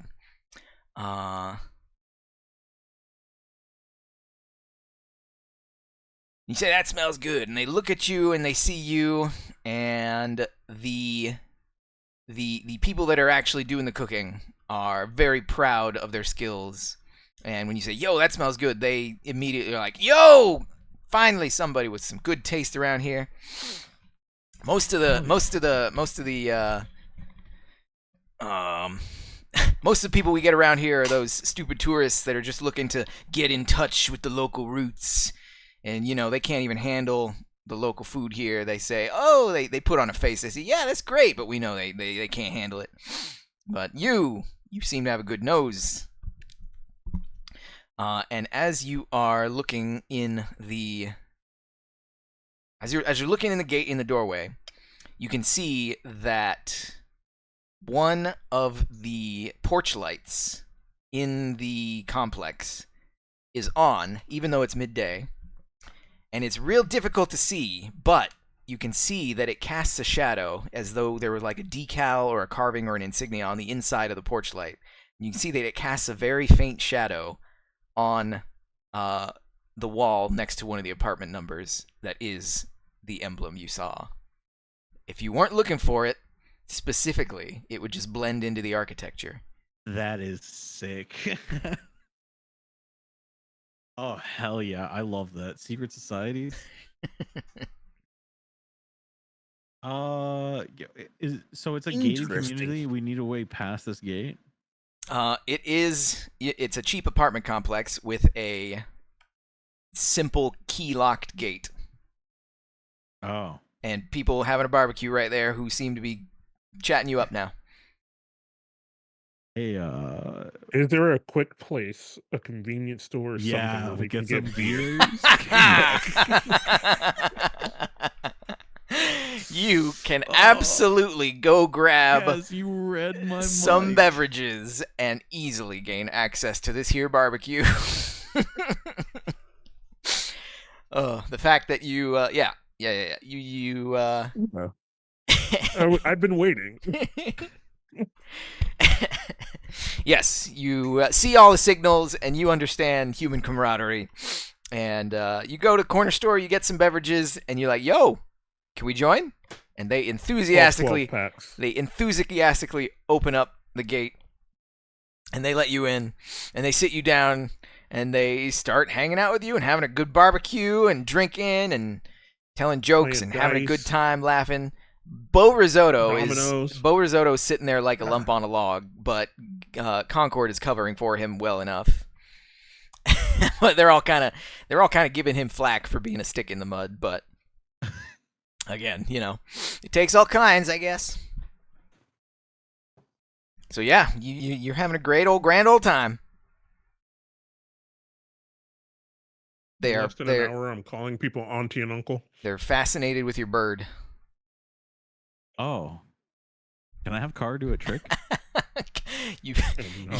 you may have Karu do a trick. Oh, He does no. a trick, and they are like, "Whoa, It's man!" gonna be the play dead. I'm like, pow, pow.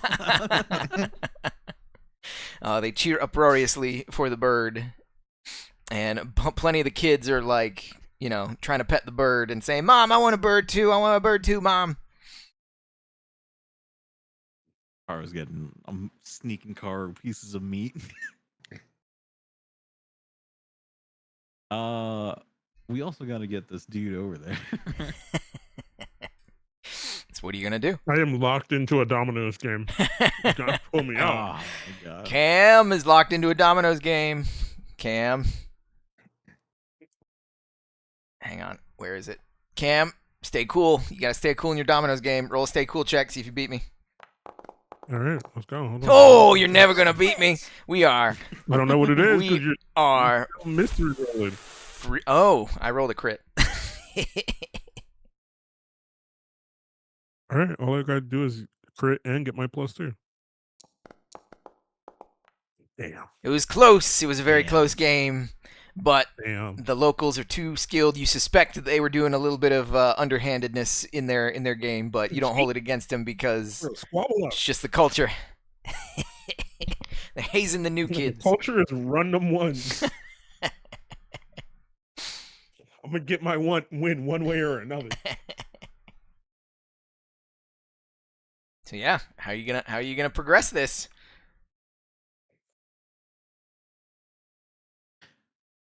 I imagine You gotta I'm pull just me like out. sitting in my You gotta chair pull- here. I'm just letting you know you gotta pull me out because I'm about to fight somebody.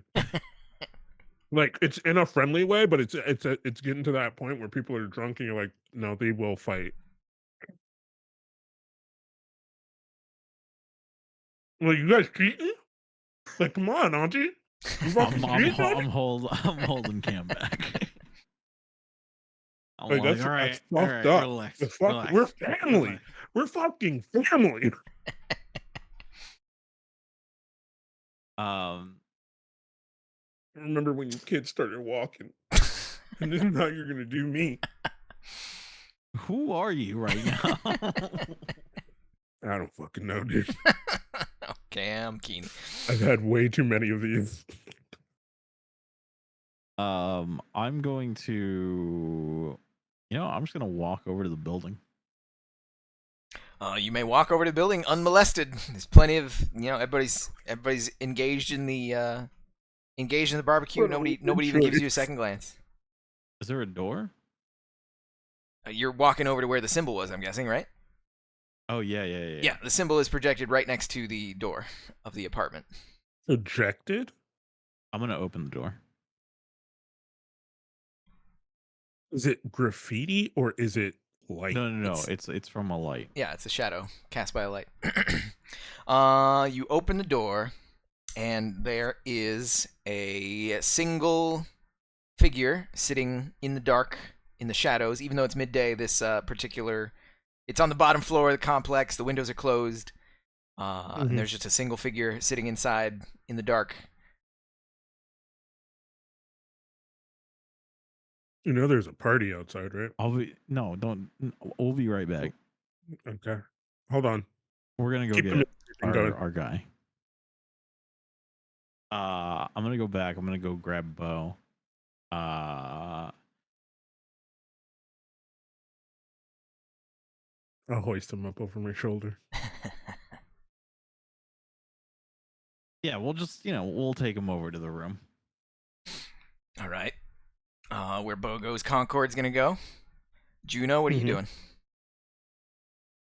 I'm going along, but I'm like living inside my head, just sort of muttering the words to that secret message. You enter into the darkened apartment. As soon as all of you are inside, the door closes behind you by itself. Oh, I was gonna close it, but fine. Okay, I guess. As the door closes behind you, it gets even darker, and because we have manners, because your eyes were adjusted to the brightness outside, you get that, temporarily, oh shoot, it's super dark in here when it isn't actually that dark, but your perception says it's super dark. And as if to exacerbate that, the single figure that is sitting in an armchair, it's one of those old, very... It's like an old man's armchair, where it's kind of like oversized, and you imagine that it'd be comfy to sleep in, but just as like a chair to sit in, it's kind of awkward because it's so big and enveloping, and it's got the felt, the like corduroy felt type upholstery that's fuzzy, and it gets really dusty really easily. So if you just like slap your hand on it, a cloud of dust comes up. You know the type I'm talking about. That vibe pervades this whole apartment. And yeah, while your eyes are still unaccustomed to the darkness, the visor that the man is wearing lights up very brightly, further disorienting you. And he stands up, then after a moment shuts off his visor and says, "So, which one of you is the one that killed my worm?" That would be me. Or maybe me. There were a couple worms in some of those bottles. Okay, we're not doing the Spartacus bit. Not too shabby. Not too shabby. Who taught you? My dad. I'll have to look him up sometime. He could be a great asset to our cause. He couldn't. I wouldn't trust her dad as far as I could throw them. Which one of the... I could throw him pretty far. I don't know. He's come along. Which one of you is the one that wrote the email or wrote the post on Craigslist Bombus? Who else do you think? It's your boy Fredo.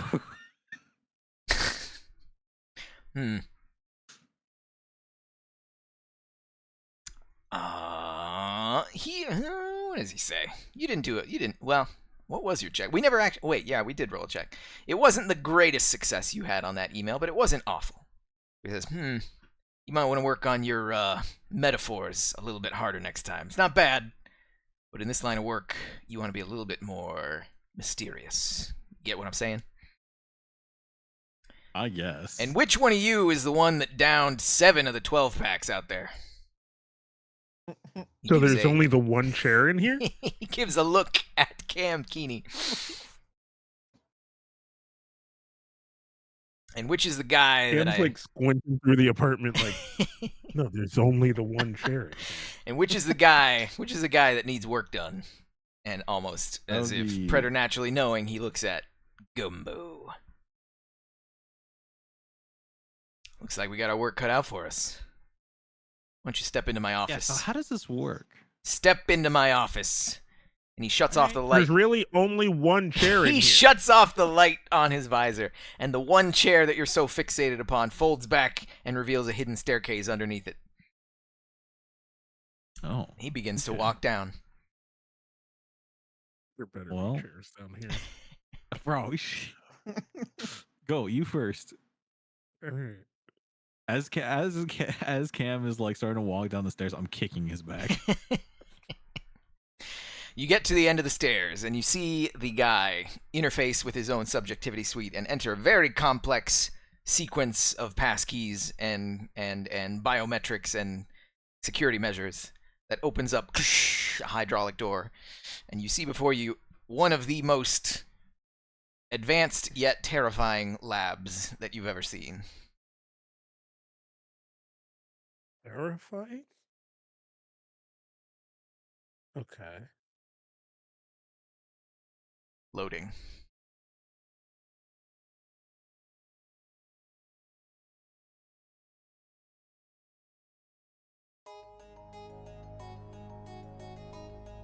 There. Oh wow. So at 99. Oh yeah, this seems right. This seems normal to me. I'm not phased actually at all. There we go. Everybody's in. Yes, you I'm see. kind of eyeballing everything. You see an extremely modern setup down here, totally opposite of the slice of life, lower class residential area. In here you see a laboratory that seems to be dedicated to the study or research or something of synthetic humanoids. All around are synthetic body parts and torsos and heads and parts and pieces. And dominating the room is a large central processing area with the 3 very creepy doll heads, which apparently are some sort of processor or power source. You're not really sure how they integrate. But everything is interconnected, and you see several devices that seem to be human interface modules, ranging from simple VR goggles to full body immersion tanks. The individual that brought you down here takes Beaux to the central platform and sits him down into a interesting looking chair. Then he turns around and says, "What's up? You can call me Timecode."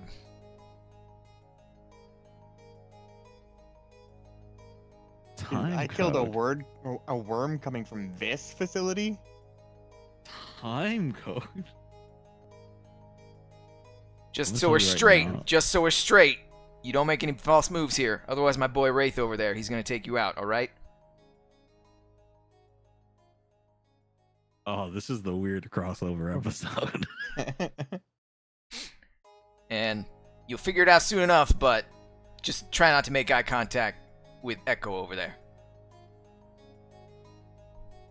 Okay. Oh. Neat. Where are you helping us? Acolyte, thou hast stepped thrice and thrice again. We look after our own.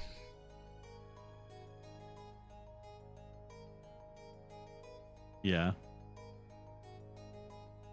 Oh, shoot. Oh, Ulala's not here. In my original plan, I thought Ulala was going to take you here, but she didn't, so she's not here. Damn, this is crazy. This is so cool. Okay. I'm gonna let y'all know right now, you got nothing to worry about. You are in the best hands right now. I kid you not. This is the look. You just gotta believe. I'm gonna walk up and sit in this seat and listen to what they have to say. As you walk up, you can see that there are definitely more than one chair. Janky goes to sit next to me, elbow them, and says, "See, sure."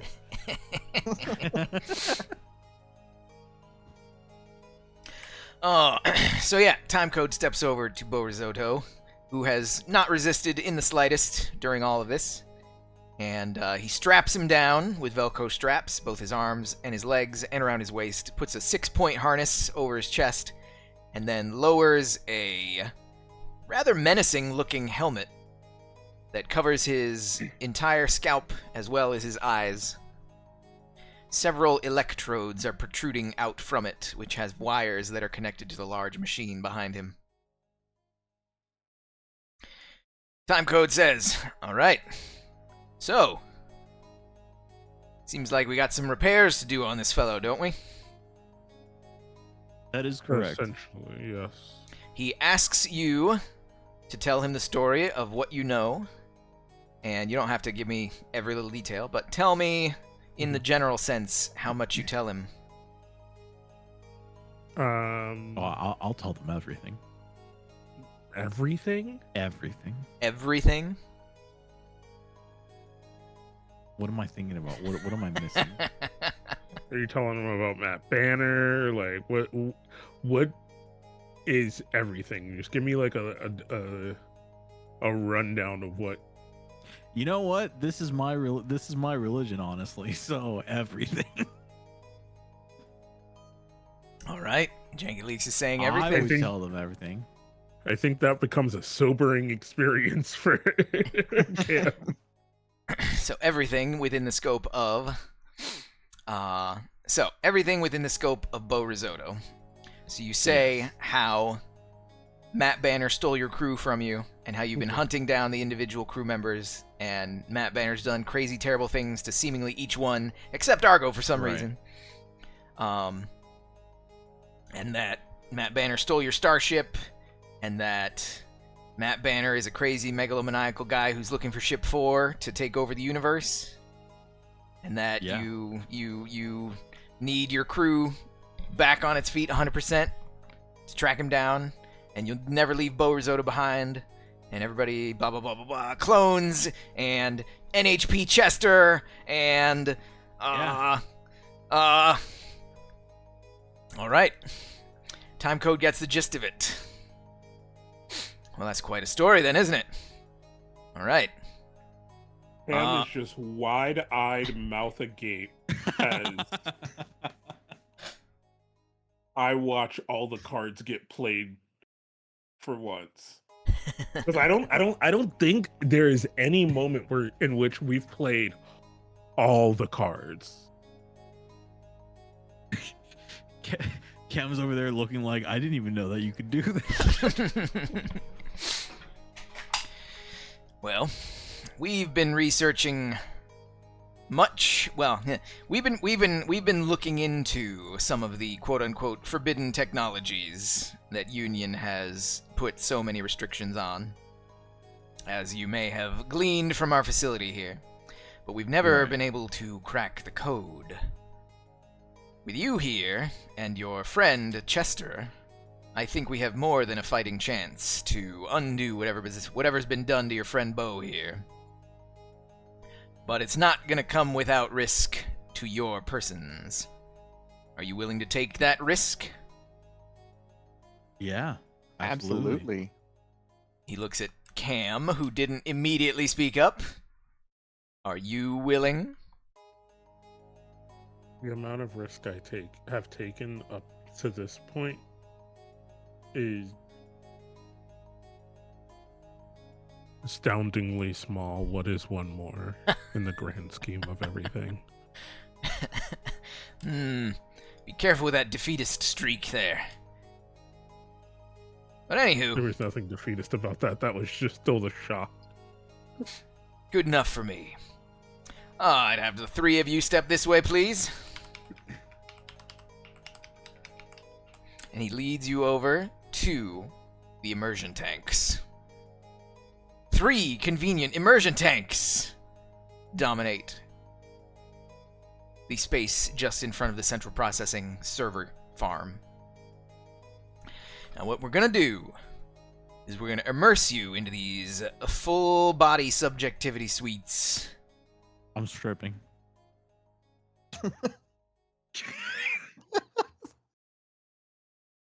Once you go inside, we're going to link you up with your friend there. We've done preliminary experiments. The experiments we've done thus far have never been with a subject like your friend. The experiments we've done so far have primarily been with synthetic minds, specifically conditioned for safety, so that when we interface, it won't fry our brains. We've never tried something this direct, human to human.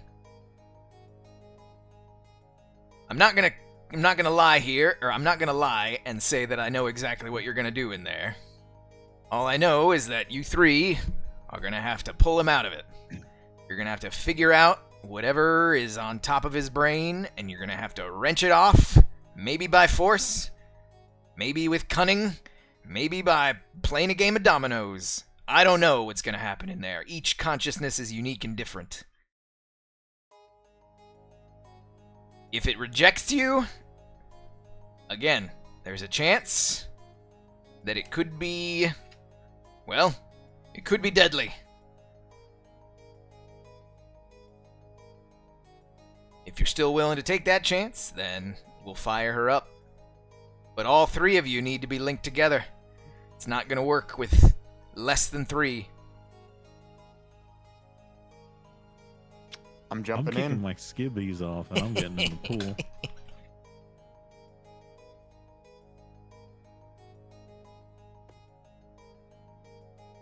Cam? Cam jumps in. All right.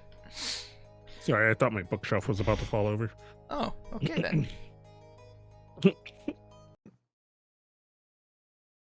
You dive into Beaux Risotto's brain. The first thing that you immediately encounter is the persona that is overlaid on top of the Beaux that you know. It takes the form of an insect with too many legs. It's not 6 legs like an ant or a regular bug. It's not 8 legs like an arachnid, but it's just too many creepy, crawly legs. Centipede. Centipede? Not that many. It's still got like a head, thorax, abdomen. You can't count how many legs it Like is, but it's not like 12 hundreds. legs. It's just unnerving how many A creepy, crawly concerning legs. amount of legs. A concerning amount of legs are on this strange insectoid figure that looms large above you. You are in a white landscape that is blank of anything except this weird insect and inky black tendrils that look like some sort of webbing that have spread out behind it. And this thing confronts you in an obviously violent manner. First thing you're going to have to do is deal with this thing, one way or another. The ways you Alright. can deal with it are... you know...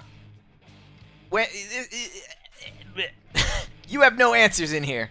We don't know what's going to happen. So y'all tell me how you would deal with something like this in front of you. Thing is at least 3 times bigger than you. I think Cam reaches for his gun on his waist. Cam opts to fight. Brother, do you see how big that thing is? Juno, what do you opt to do? Kill it with fire. Kill it with fire. Janky, what do you opt to do? I mean, I guess I'm going with the group. You all attempt to subdue it by direct force. Alright, group skill check. We've got assault is the strongest that you could do here based on your choices.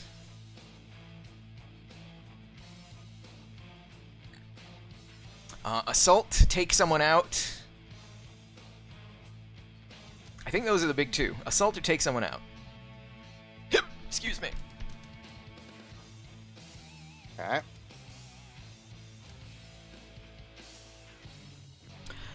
If you Right, have... might take control. I'm gonna say no. There's nothing in control about this situation.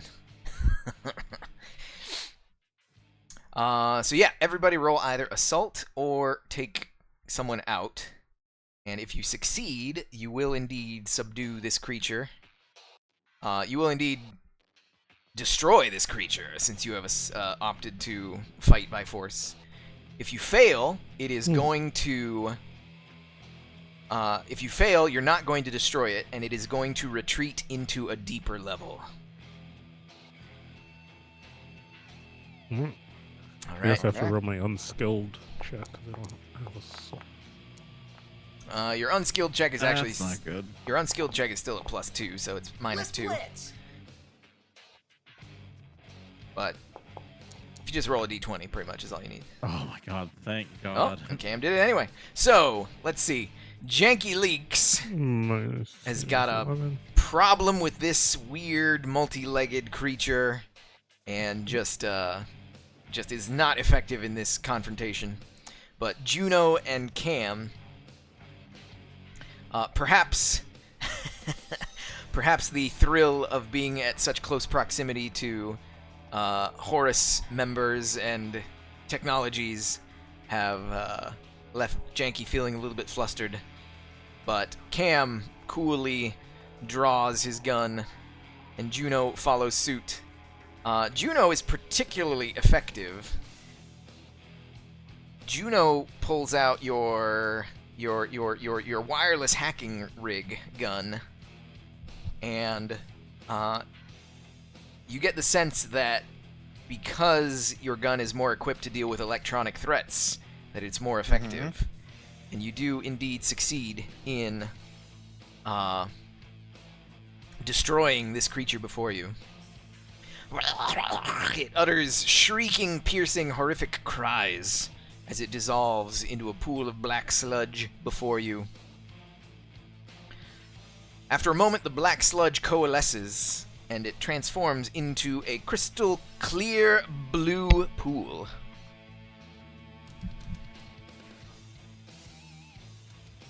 What do you wish to do now? I want to examine the pool. It is a crystal clear blue pool. As you examine the pool, you can see that there is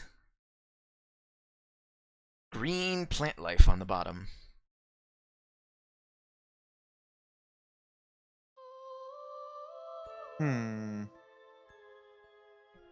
Nothing else in the immediate area. Nothing else.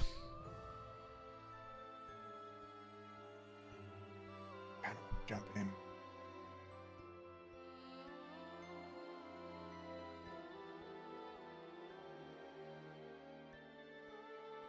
Team? Mhm. I kind of want to jump in this pool. Yeah, let's go. I'm jumping. Yeah, I guess that's the whole point of us being here. Juno jumps into the pool. With nary a splash, it absorbs Juno and ripples. Juno does not come back out. I'm jumping in too. Janky Leaks experiences a similar sensation. Oh no. Okay. Deep breaths in, deep breaths out. I believe. I do. I don't. I do. I do. And I'm gonna jump in. You all jump in the pool. It acts... You jump in the pool, and instead of being in a liquid state, you're in a zero-G environment where you can breathe freely, though the material around you definitely has mass. It's a very odd sensation. but gravity is still in effect. Unlike an actual zero-G environment, you are being propelled down, down, down towards the green plant life on the bottom, which, as it turns out, is the exit of this pool of water. You are discharged onto a grassy knoll, and as you look up, you can see the strange crystal clear pool of water hovering above you, about 10 feet. In the field about you, you see a very large oak tree, and underneath that oak tree is a small child.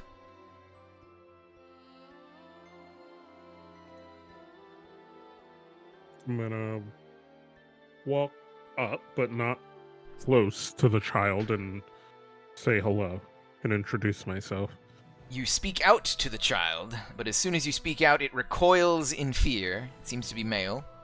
He recoils in fear and hides behind the tree and says, God damn it. How do I do a child's Cajun accent? Oh, Mama said not to speak to no strangers. That's great advice that your mama has given you. We're not strangers, Beaux. We're your friends.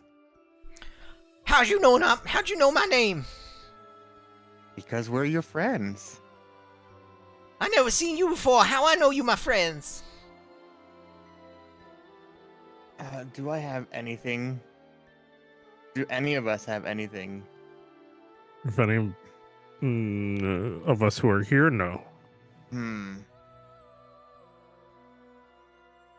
I think we kind of have to start from a ground zero perspective. I can't. Okay. Listen, Beaux. I can't prove that we're your friends, but I can pinky promise you that we are your friends. We mean you no harm. I hate that you said those words. You're attempting to gain the child's trust. Let's see. I will give read a situation. I will give charm. Mm-hmm. Read a situation, charm, and show off. Those are the 3 skills I will give to gain the child's trust. If you succeed, you will indeed gain this child's trust, this child seemingly being kid version of Beaux Risotto. If you fail, then you will not gain the kid's trust, and another black entity will become apparent. Okay, I'm gonna put my choice into show off. Oh, Cam Keeney. Oh, so a group? Yeah, it's all group Mhm. checks. I mean, we got it.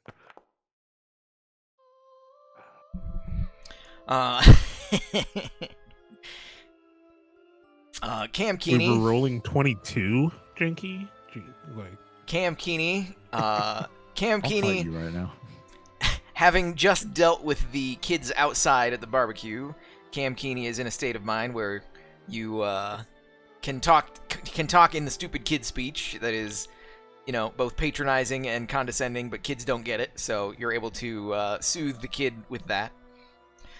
Juno, meanwhile, is appealing to the fact that kids are easily distracted by cool-looking things, and you pull out some trinket or bauble. You don't use your gun because you know kids are scared of guns. Yeah. But you pull out some sort of trinket or bauble, and you're just showing off with it, doing something. Janky Leaks has the wherewithal to just stand back at this moment because he's reading the situation and say, "These two got it. I'm fine back here. We're fine." Yup. You gain the kid's trust. And as you talk to the kid, the young Beaux Risotto, he does the creepy kid thing where he says there's someone here. And he doesn't give you a clear explanation of who that someone is, but he just says it's a bad person who's here to do bad things. And Beaux comes here to hide from this bad person. Doesn't know who they are, but Beaux can't come out until it's safe to do so. Are you all gonna go and chase away that bad person? Yes. Hell yeah. That's why we're here. Okay, and I'm gonna wait here. You can let me know when a bad person's gone. Will do. Where are We they? will What do protect they you. look like? Before he can answer that question, Beaux climbs up the tree and perches in one of the branches. A knothole at the base of the tree opens up. Winnie the Pooh style. You'd have to crawl on your hands and knees to crawl through the knothole. All right. Well, in for a penny, in for a pound. Yep, going in. Mm-hmm. Following suit. Like layers of the onion. You crawl into the knothole. Everybody roll a d20. Menacing. Wow, my rolls are so bad right now. Juno.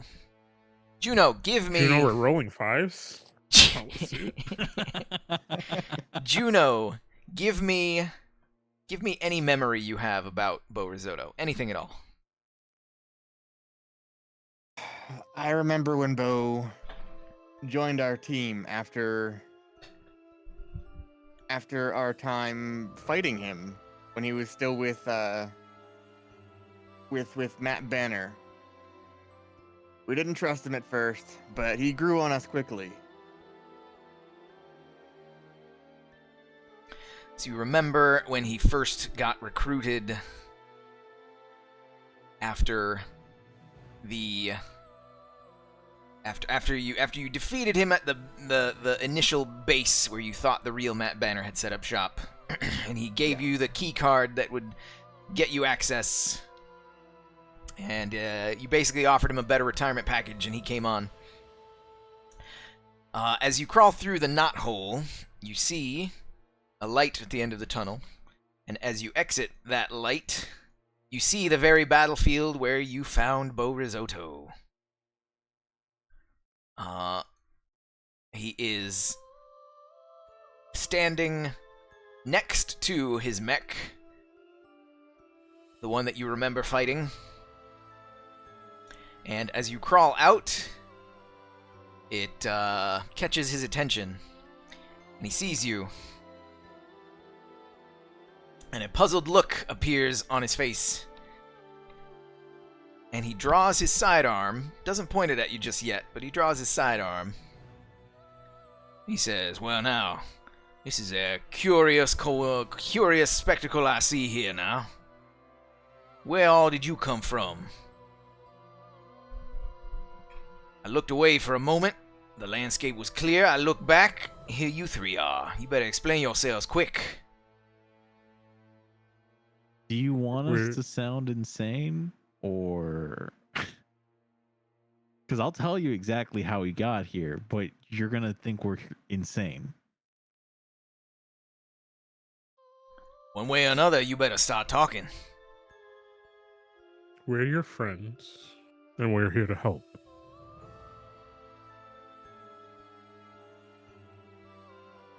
Is that it? Is that your convincing story? No, what's really going on is that we're here trying to save you because you're currently not yourself, and we've just been going down some parts of your subconscious, and somehow we've ended up here. Where are we exactly? You know your mind better than we do.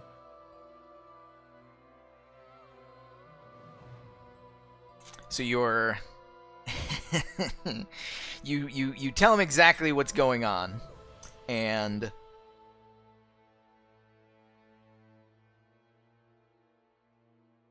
he looks at you as though you are crazy, and he says, "Well, at least you're honest.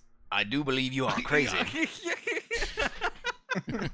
I'm actually laughing in person because I'm like, I tried. Now, my employer has charged me with guarding this here area, and if any intruders were to come here, I'm instructed to take them out.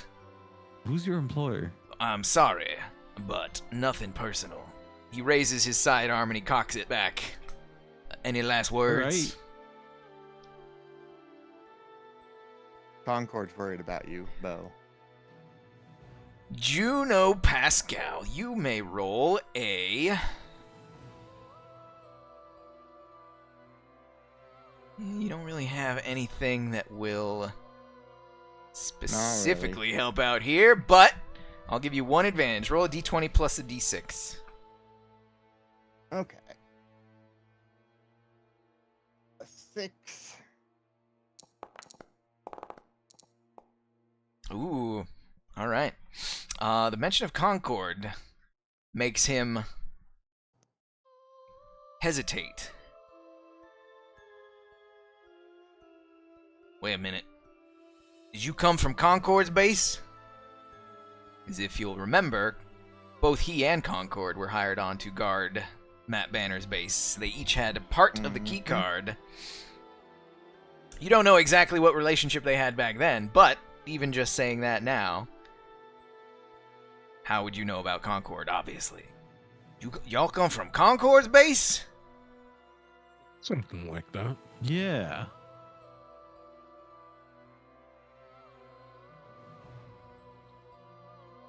Is this her idea of a practical joke? Is that what's going on? She sent you down here to try and test my resolve, see if I fall for some sort of fairy tale, through the looking glass type of story. Is that what this is? Or the looking glass is real. And we're here to help. She knows you're in danger. So she sent the best people she knew. Cam Keeney.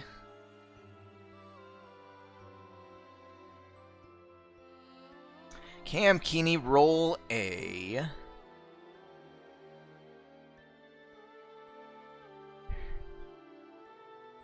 gonna give you a stay cool check, because he still has his gun drawn and leveled at you. Roll a stay cool check.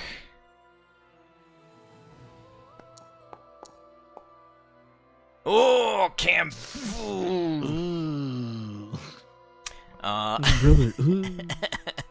Cam tries to pick up on the hesitation that was instilled by Juno's words, but at the same time, just the weird nature of this place is getting under Cam's skin, and the classic bead of sweat forms on Cam's forehead and drips down as he's talking. And Gumbo reads into that as you're lying to me. You're lying to me. You lack the conviction of Concord's underlings. I'll give you one more chance. And he points his gun at Janky. Give you one more chance. Tell me what you're really doing here and why I should let you live. I'm telling him convict this, and I run. I'm rushing him. Janky has chosen the path of violence. You assault Beaux Risotto, trying to, how are you? Describe to me your actions. What are you doing here? Oh, I'm running straight at him. I'm just shoving him. Like, I'm not actually trying to hurt him. I'm just shoving him. All right. Roll an assault check. Please. Oh, no. You have got to be kidding. As being in someone else's mind is fucking with us. As Janky rushes at Beaux, he pulls the trigger. A shot rings out, and Janky falls to the ground. As Janky falls to the ground, you can see that the Beaux standing before you is enveloped in that same black inky webbing liquid that the creature on the first level was made of. and it begins to laugh at you. And as it laughs, it engulfs the form of Beaux Risotto, so it is currently in a humanoid shape. But as Janky Leaks falls to the ground, it grows an extra appendage. It is now a weird 3-armed humanoid. I will shoot for the arm with the gun.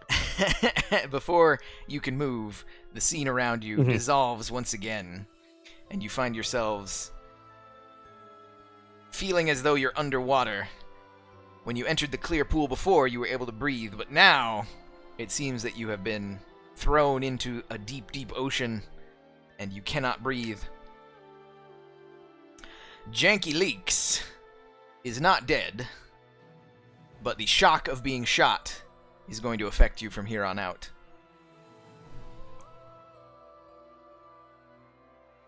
Stand by. Mm-hmm. Okay, sorry, keeping track. You've had 2 successes so far and 1 failure so far. You are engulfed in this ocean that is threatening to drown you. We're rolling 5s. Kaz and Panda, roll a d20. Actually, no, never mind. Kaz, give me a memory of Beaux. Any memory that comes to mind. Memory of Beaux. I think it's sometime after Beaux and Concord joined, and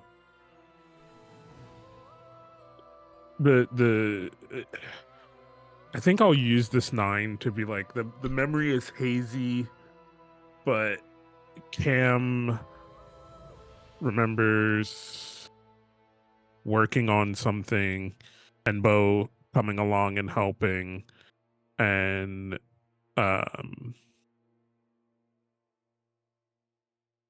everybody's kind of around in some way or another, and like it's that situation where like Beau's helping me fix something, and normally it would be janky, and there's a kind of an unspoken thing where like I reach for something, and but janky as a mechanic already knows what I need, and as I like reach for something, Beau is just waxing poetically because he's staring at Concord.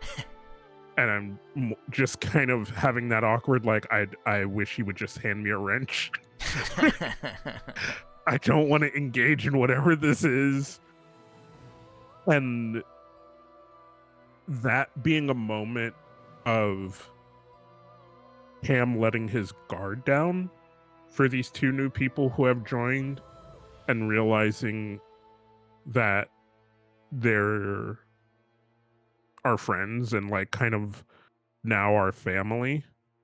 Because it's not like I don't want to engage in this because I don't like this person. It's just that friendly thing where you're like, I've heard this 1,000 times, and but it's fun and it's familiar, and just remembering that like it's not combat, it's not a crazy story, it's just Beaux being Beaux. You find yourselves exiting from this strange drowning sensation, and you find yourselves back on the beacon, as Cam has just remembered. Everybody hanging around, working on something, fixing things. Beaux crouched down next to Cam, looking wistfully at Concord. And the memory is very similar to what you just described, except Beaux is unable to formulate the words of how he was waxing poetically. In fact, it seems as though he's staring at Concord as though he's trying to remember who she is. And as he reaches down to hand you whatever tool you were looking to get, he asks you, Cam. For the life of me, for some reason, I just cannot remember. Who's that? Who's that standing over there?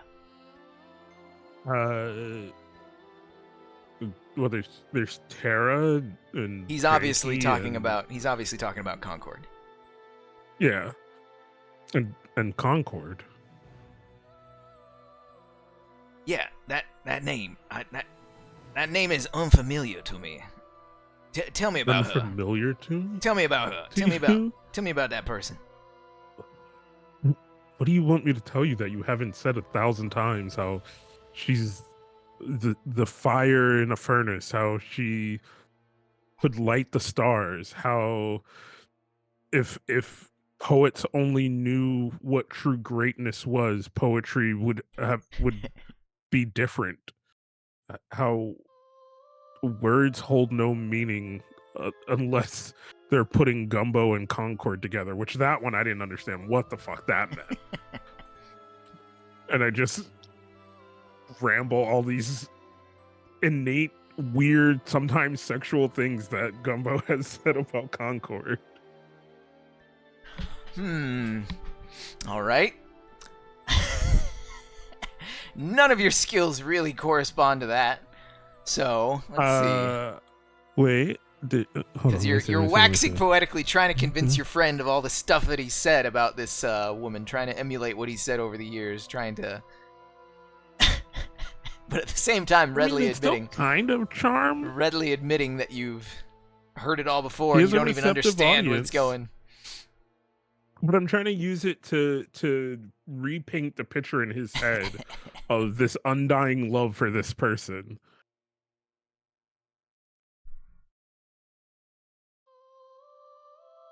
I will give you...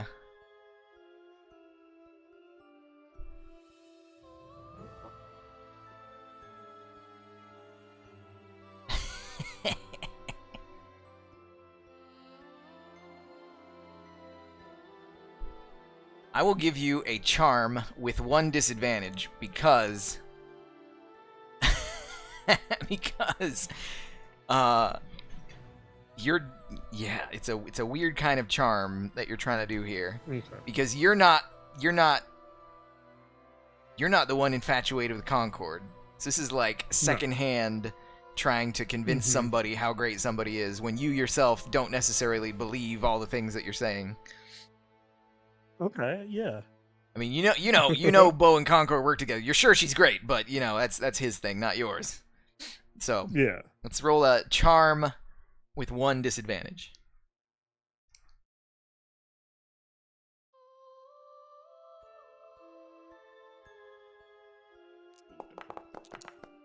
Oh, plenty. 20. As you're telling Beaux all these things and you're mentioning, you've said all this before, you dummy. What do you mean you don't know who she is? He starts to, I said all that? I said all that? Damn. Yes. I'm a wordsmith. Yeah. Yeah, sure. Yeah. But wait. You're saying I said all that stuff about her, but that doesn't really. That might be my opinion of her, but who is she really? Who is she really? And he turns over to Janky. But Janky, who is she really? Who is she really? And he starts getting this panicked timbre in his voice. Sure, I might have said all that stuff about her, but is it true? Is it really her? Is that who she really is? Is that what I'm really seeing? Because I'm going to tell you right now, Janky, I don't see that. I just can't see it. You may say that that's what I see, but I don't see it. You got to tell me what she really is. What are you going to do, Janky? I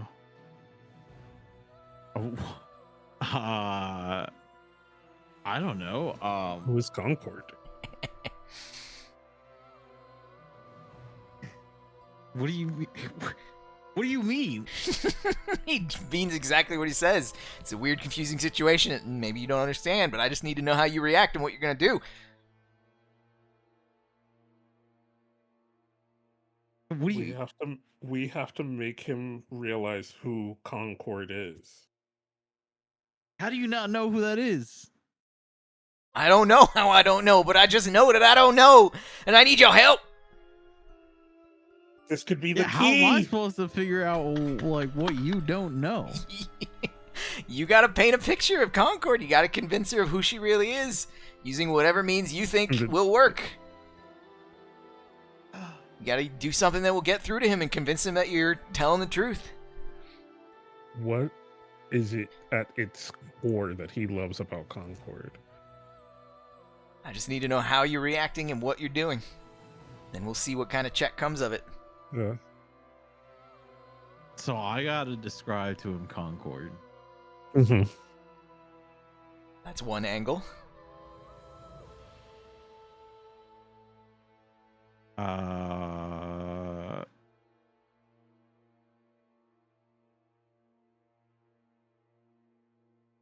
Do you just know Concord by a different name? Up until a moment ago, up until Cam just told me that her name is Concord, I didn't even know who this person was. Does the name Liza Hecaton ring a bell? Ooh. Bringing in actual names. That also seems to give him pause. Whatever check that we decide you're going to make here will have one advantage since you drop that little clamshell. I'm 90% sure you know what I'm because I'm like now I'm trying to wedge myself in there. I'm 90% sure you know what I'm talking about. You really think about it.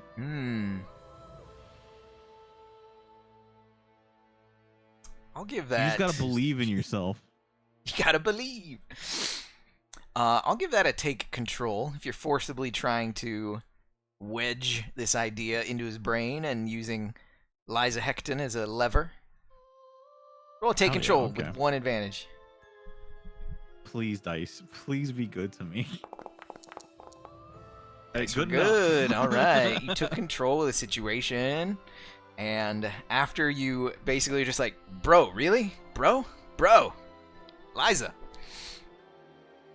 And you describe who she is in a very matter-of-fact way, and your very tone of the very conviction that you're saying these words in, your presence of will, brooks no quarter from Gumbo. The way you deliver it is like, if you don't understand the words that are coming out of my mouth, who the hell, what is the point? You give that aura as you give this speech about who she is. And that seems to click in his brain. Definitely seems to click in his brain. And lastly, he moves over to Juno. Juno, you can do basically anything you want because we already passed the skill check. Juno, yep. He goes to you and he says, he asks you for a good opening line. What's the good opening line I can use to talk to her then?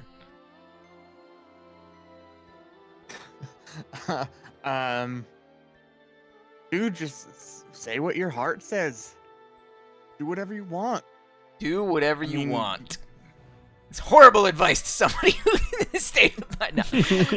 Roll a d20. As long as you don't get a 1, we'll be fine. Oh no. We're fine. Solid 10. Like so many people have been saying to this up until now, you just say, Beaux, you just gotta believe.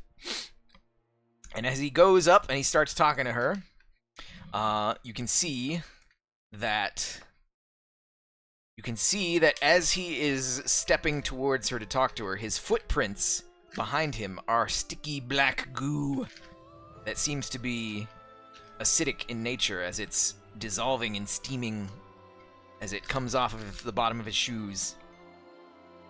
And the smell of this weird sticky black goo pervades the air, and it becomes a fog that surrounds you and makes you cough and choke.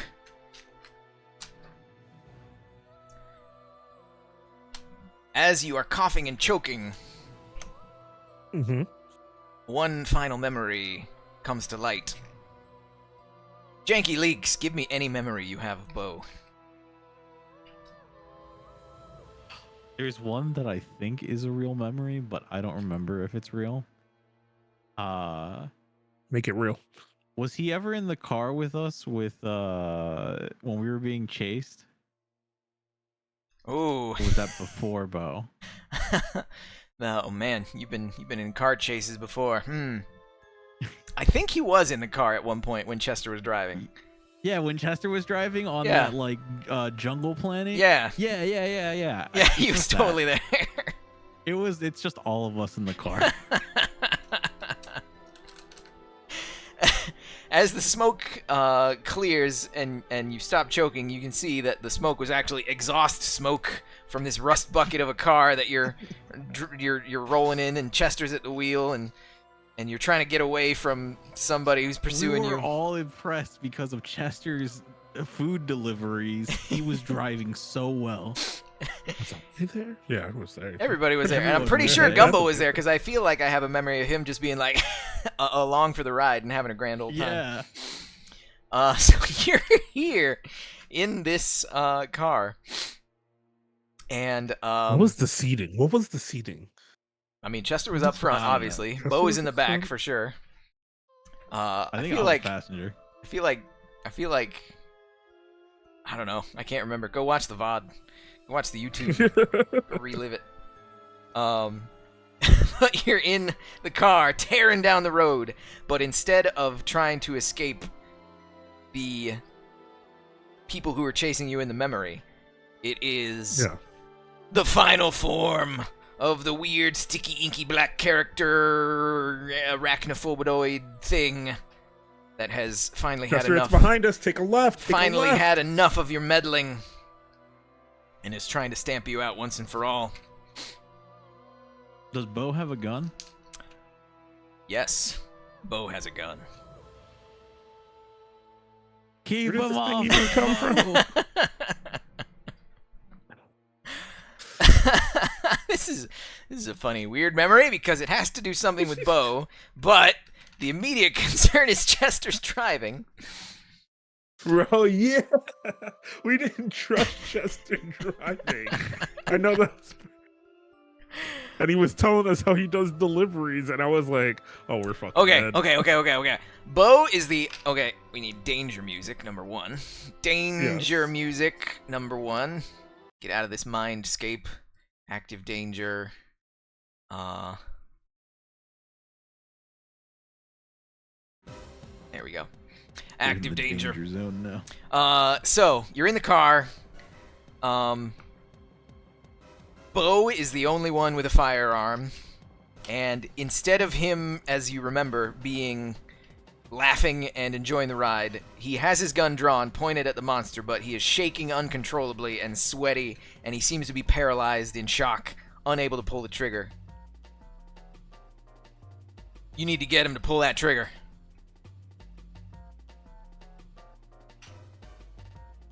Janky. Let's fucking go. How are you gonna get him to pull that trigger? Pull that fucking trigger. What's Look, wrong we gotta with get this. you? We gotta get this thing off us. Chester can't lose him. We've made 3 left fucking turns. Oh, come on. Squeeze it. Janky. Fucking out of ammo here. Are you just yelling at him to squeeze it? What do you? Yeah. We gotta. You Can I pull rank? You can be as creative as possible in this. We're all making it I'm up as we go yelling at along. him. I'm throwing my empty gun at him, telling him to shoot the damn gun. I would say,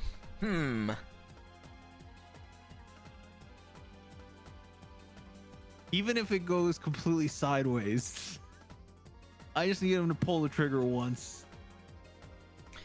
I will give you either pull rank or lead or inspire. The difference there, one has a bigger bonus, sure, but the difference here between pull rank and lead or inspire, pull rank is, direct order, saying you need to do this command that I'm giving. Right, it's subjugation. It is pulling rank, so it is a direct Yeah. confirmation that you have a rank above. But depending on the individual and their state of mind and perhaps whatever point in time you're at in your relationship, could be more effective. Lead or inspire draws more on your charisma, and it inspires people to more willingly decide to follow you or not. Okay, Which some people just react better to orders. Some people react better to being given a choice. You got to make the choice of how you're gonna interact with them right now. Yeah, I'm pulling rank. All right, you're gonna pull rank. Pulling rank. I'm gonna make. Once a war boy, always a war boy. I'm gonna make a private roll to see which way a bonus would go.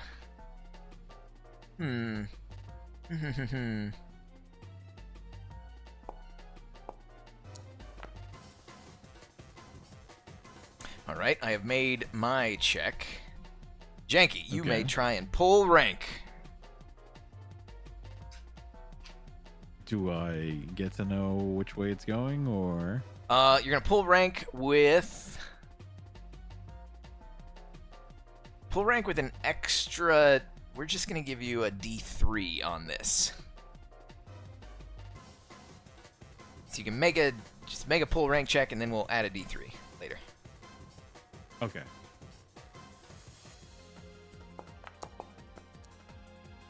Ooh. All right. And then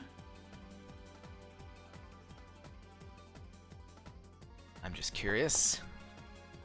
2. Pull rank. In this situation, pull rank was the appropriate choice. He definitely needed the voice of authority in this particular situation. So It is a 17 that you roll. And you shout at him, "Damn it, Gumbo, you're a member of the IBO. Keep it together. This is an order. Pull that trigger." And you see him furrow his brow. He doesn't pull the trigger quite yet, but you can see him cock back the hammer. Step in the right direction. Cam Keeney. You can see that he's taken a step in the right direction, but he's still not over the edge to pull the trigger just yet. How are you going to contribute to this situation? I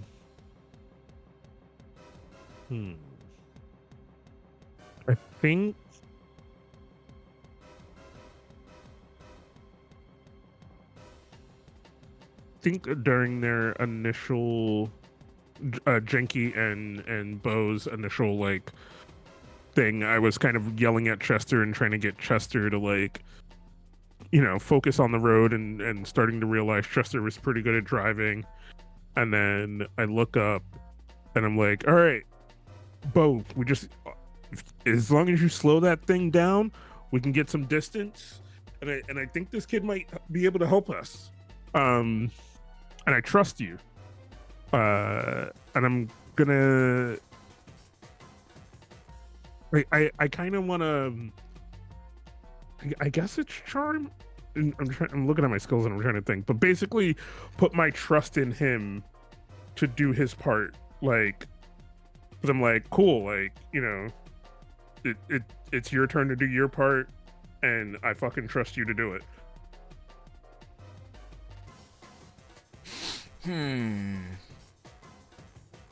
Kind of an inspire, but I don't have inspire. I will say, since this isn't exactly the moment where you can pat somebody on the shoulder and say it's going to be okay and charm them like that. Yeah. I'm going to say if you use charm, it's only going to be a +3 instead of a +6. Okay. If you put a different spin on it, however, I don't know. If you can either stick with that and get a +3 and nothing else. If you put a different spin on it and give a convincing angle for another course of action, you might be able to get extra bonuses, but only if you can think of something creative.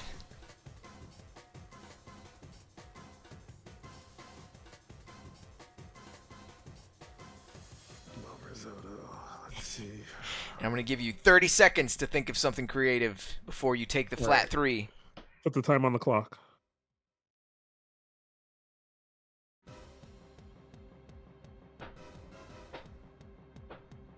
$20 seconds.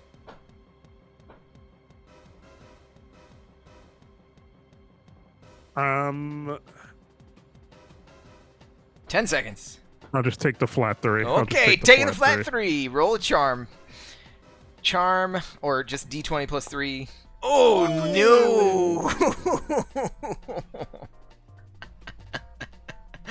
no! Natural 1. Natural 1 is bad news bears. You lean over and you try and give Beaux reassuring words into his ear, but as you're trying to do so, you hit a bump in the road and you knock your head into Beau's temple, and he's just in pain and aggravation now. You did quite the opposite of putting his mind at ease. I just go back to yelling at Chester and think, Last but not least, fuck, he was lighting up a shot. Why are you turning that hard? Juno. See that Janky was able to get him to cock the trigger, cock the hammer. You saw Cam try and fail to reassure him by saying, there. What course of action are you going to try in this tense situation? Okay, so to start, you said pretty much anything goes in this moment, right? Hey, if you spin it dream creatively, state, essentially. you spin me what you're going to do, and I'll see what kind of check I associate with it. All right. So I want to appeal to his protective aspirations, I guess, and put like a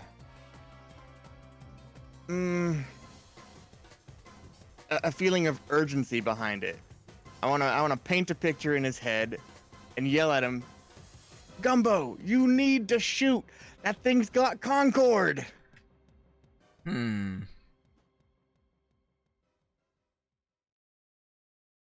So I'm just looking at the skill list. I'm not looking at your bonuses, and I'm just comparing it to what I think your description goes with. To me, that would either be threaten.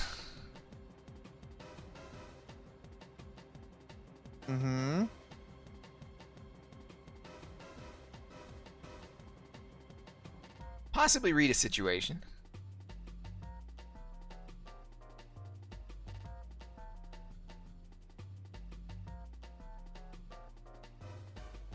I'm going to say it's those two. Threaten or read a situation.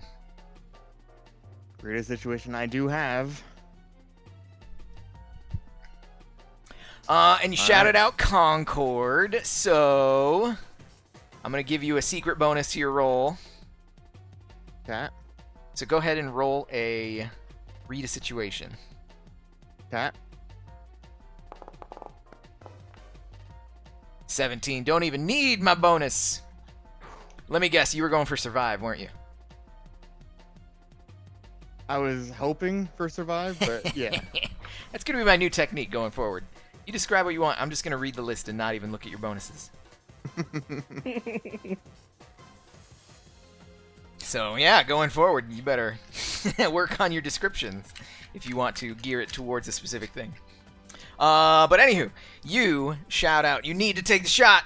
You need to take the shot. And you see his fragile state of mind here. You saw how Janky Leaks affected him. You saw how Cam affected him. You knew that Concord was a big factor in this whole shenanigans. And you say, take the shot. And as soon as you say, take the shot, he pulls the trigger. And time seems to slow down. Bullet time. Instead of a bullet coming out of the gun, it is a beam of intense white light that pierces into the creature following you and begins to spread, much like the spiderweb inky blackness that it had left along Beau's psyche. The light begins to spread and crack like glass over these black images that you see. And the scenery around you stops moving, the car stops moving, everything stops in time. And the world cracks, and the glass shatters and dissolves in a sparkle of confetti. You find yourself back in the grassy knoll with the oak tree.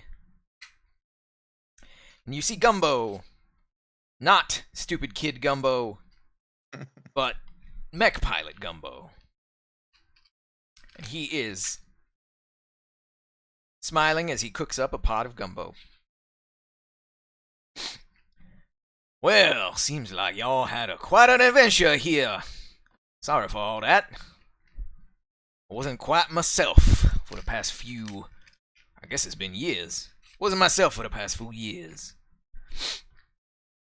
You suppose, Glad to have you back. you suppose this would count as hazard pay, maybe?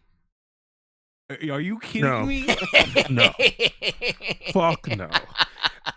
This goo got into places that it shouldn't.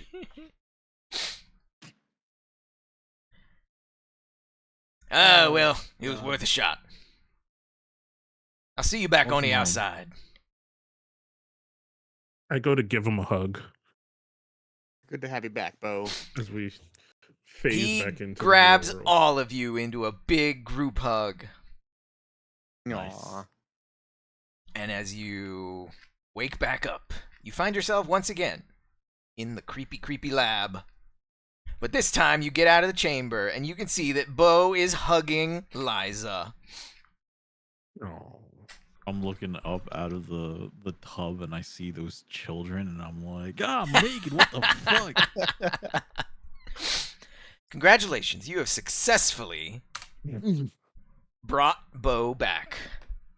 Let's go. You had Well, four no thanks to me. you had 4 successes and 1 failure. That one failure And it was is going a to big one. that one failure is going to manifest. How is that one failure going to manifest? Oh, no. Let's see. That was oh, Janky Leaks got shot. That's how that happened. Janky Leaks. Was it not my one? It was group skill checks all over. Oh, but they were group checks. Yeah. Yeah. The only one you failed was when Janky Leaks got shot. So Janky Leaks is going to suffer the So would that be consequences. something? Okay, yeah, I'll suffer the consequences, no problem. Let's see. What kind of consequences would happen?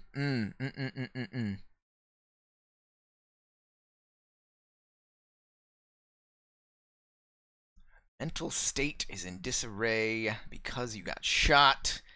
Horace. Weird creepy dolls. Beaux.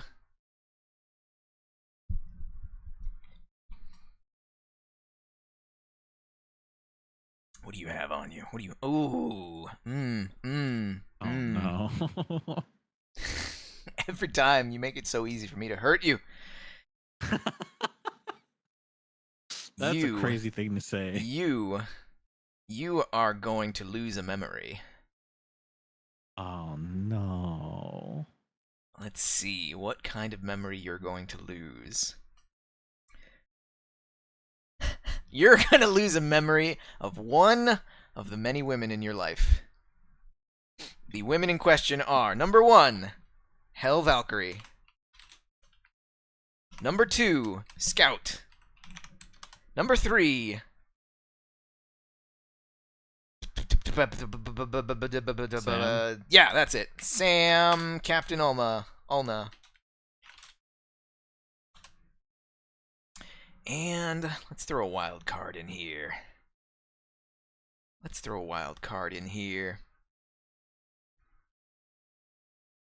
Oh, no, I wouldn't do that to you. I was about to say Karu, Whoa. but I wouldn't do that to you. Oh. I thought you were going to say the Oh. princess. Oh, the princess! Duh! There we go. The princess! Why? Every single person in this campaign has been preying on my downfall, and it has happened every time. Yes, you too. You know, you were the one that assisted with fucking Hell Valkyrie and it ended that line. Yes, it was. You tried a wingman. I have never forgotten.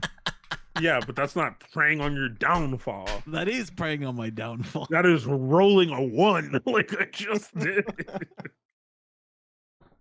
Ugh. I'm gonna say that it won't be impossible for you to regain this memory, but for the rest of this mission, at the very least, roll a d4. Janky leaks.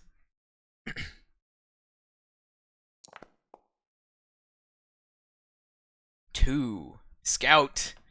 You forget about Scout. That's the one I'm least worried about. You Actually, kind of already forgot about her a little bit. Not gonna lie. I saw that dice and I was like, ugh. All right, I'm gonna put that in my mission notes. Mission notes: IBO is now branded with Emerald AR Regalia, and Janky forgot about Scout.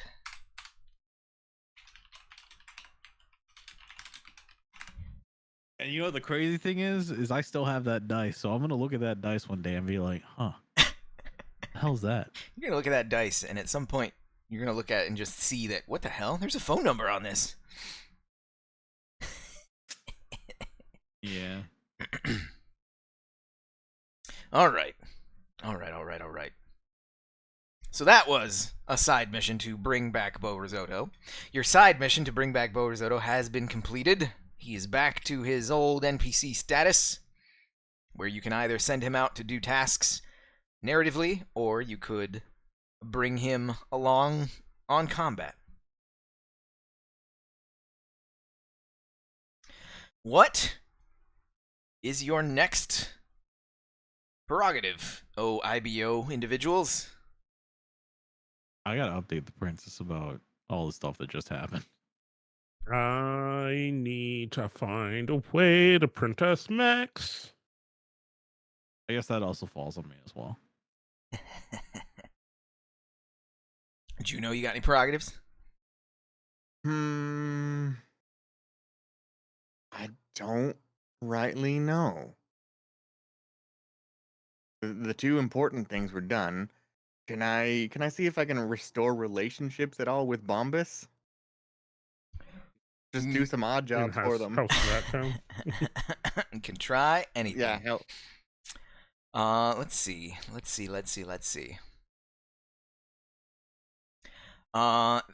Time code pulls you all aside, Mm-hmm. and he says that now I hope you don't get mad at me, but the price for all of our assistance just now comes with the data that you just provided us. We were recording anything and everything that you experienced while in that dive. And we're going to hold on to this information. And if you ever reveal the location of this establishment or anything that we've done here, we're going to use everything we've just learned about you to bring you down. You do not have to worry about that. If that starts to happen, I will take them out personally. I sincerely hope so. I do hate threatening people this way, but I do too. It comes with the territory, you understand. My God. Yeah. I feel like we're very similar, you know? I feel like in another world we might have worked together. Yeah. Thank you for the weird bath. Thank you for the drinks. You all food. smell like durian. That's not Smell good. like what? You smell like durian. It's that nasty smelling fruit. Oh, a durian fruit. Yeah, I need a shower badly. I need a shower too. Karu seems to really like it. All right, Karu, stop pigging at me. All right, you exit the strange Hortus lab. As you exit, it seems that it is the middle of the night. Seems you were under for something like 12 hours. Oh. Okay. We all head back to where we are based out of and camp out? You head back to Shantytown. To Chinatown. the trailer park. There we go. The trailer park. All right. Gumbo, I've missed your cooking so much. Oh, this place reminds me of when I was stationed out on shoot, what was the place called? The place that you had the memory about. Oh, I don't remember. Planet. It's somewhere in here. Oh yeah, Planet G4N-35H. Yeah, I would have never known that. Reminds me of Planet G4N-35H when we were camping out in the dust, guarding banners, keycards, and whatnot, building his spaceships. Yeah, we had to rough it out there. Seems like you have it better here. At least you got some walls around you. Anywho, Yeah. But yeah, he is no stranger to camp cooking. And you eat better than you have in a while. Let's go. So, you spend some time on Bombus trying to get things done.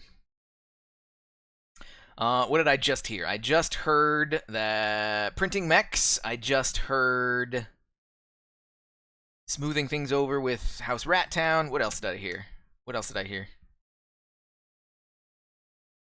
I mean, yeah, printing mechs for me. Okay, hang on. The facts. I always like giving the facts. The facts that we have them. You're still... The main fact, number one fact, is that Chester was able to give you a location of the beacon. You have that location. You know where to go to find the beacon. However, currently, you have no easy way of printing mechs, as House Rat Town still is in disfavor. You're still in disfavor with House Rat Town. Transport is sort of up in the air. You could try and talk to the 4 servants, or you could try any other manner of gaining transport. You have this giant crystal with you that is currently shielded in its storage container, but remains an item that demands some sort of attention. I think those are the big 3. Other than that, Are you you're gonna give the crystal to Union? Was that what we decided to do with it? That's what I thought we would decided to do with it. I mean, this is So- basically a warhead. Like, we shouldn't fuck around with this. Right. All right.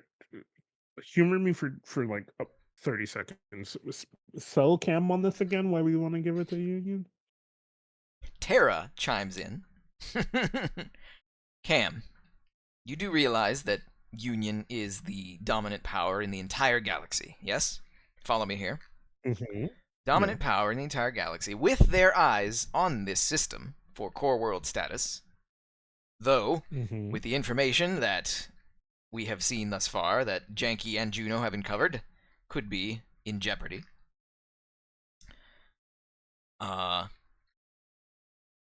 We are currently fighting a threat which encompasses the entire galaxy, Union included. We have an extremely powerful bargaining chip right here, sitting in that storage container. We know,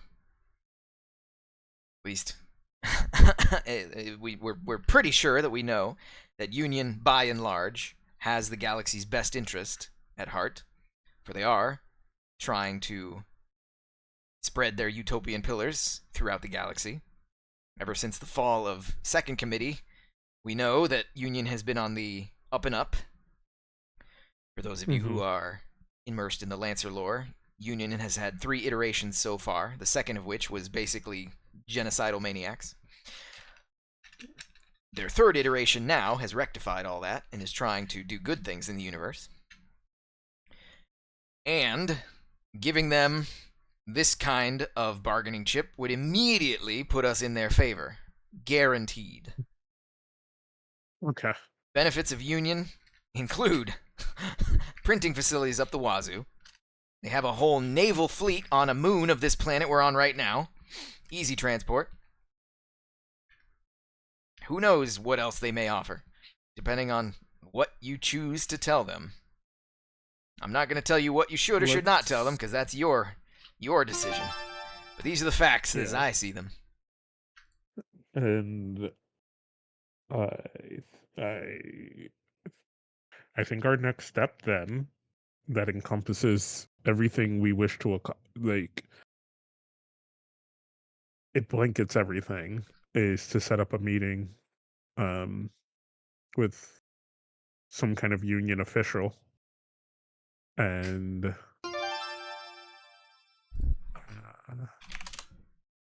make an offer.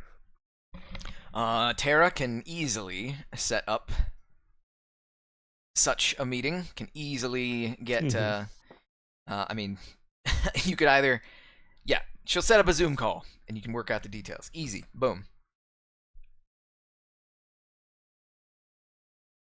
All right. I The think question we is need to when know...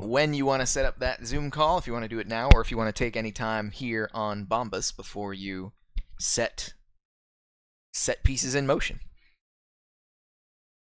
Cam is a one horse town, so primary focus is figuring out figuring out equivalent exchange. As offering this diamond, what is the maximum we could get, and then how do we go one under, or maybe two over, so that they come down to the things we want. Cool, but that's when you actually have the meeting. I'm asking, do you want to set up the meeting immediately, or do you want to do anything else on Bombus before then? Cam's on setup immediately, but if anybody has other things to do, then I will just focus on planning.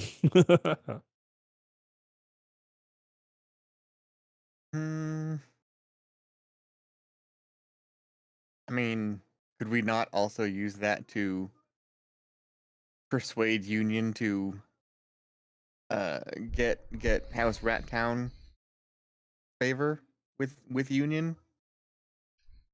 Garner favor through favor for favor? Basically.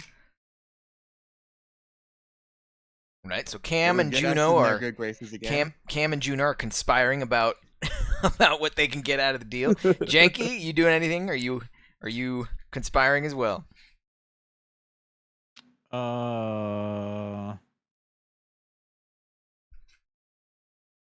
Do whatever your heart desires.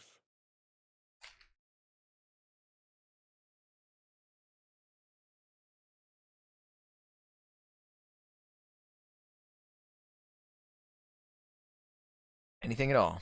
Universe is your oyster. Yeah, I guess I'm also conspiring. Okay, sounds like we're all on board with the progression. You set up the meeting without much ado. You get the meeting set up. The next day, you have a Zoom call with the union reps. Hey. All right, we don't need to role play out this, but we need to decide what becomes of your conversation with union. Number the first. Since your main offer is, hey, we have this crazy powerful crystal that you guys should take care of. That's your major bargaining chip. Yes. So pretty much the question is how much. Once again, the question always comes down to how much do you tell them? They still don't know that Banner was a clone. They still think that the Banner they have in custody was the original. They know nothing about Banner being a clone. They know nothing about the NHP consciousness D-Corp. They know nothing about Ship 4. They obviously have access to the records of your morally gray dealings, but, you know, it's a big galaxy, so they're not going to immediately latch onto that, so you don't really have to worry about that. I think the main thing Cam puts out to the group is, I think the main thing I care about keeping close to the chest for now is Ship 4. I was immediately willing to tell Union about the D-Corp Matt Banner.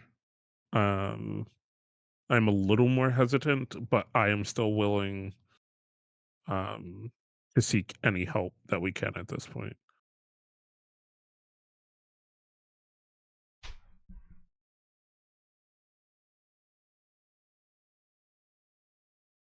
So was that a decision, or are you asking for consensus with your crew about what you're I going to was tell asking for a consensus. Met with silence. I was met with silence. So yeah, what's the consensus? How much are you going to tell? The main points. So I'll just give it to you straight. The main points are I NHPD Corp trust- technology, Ship 4, Banner is a clone, and if you wanted to, you could reveal the underhanded dealings of the rest of Geb's heart, all the crazy stuff that the other noble houses were doing. Yes, that's what I want to do. Mm-hmm. I'm into. Okay, you know what? Call it what you will, but I am totally pushing this crazy chick's agenda of, you know, mainlining Bombus for core status and like basically pushing everyone out because of their shady shit.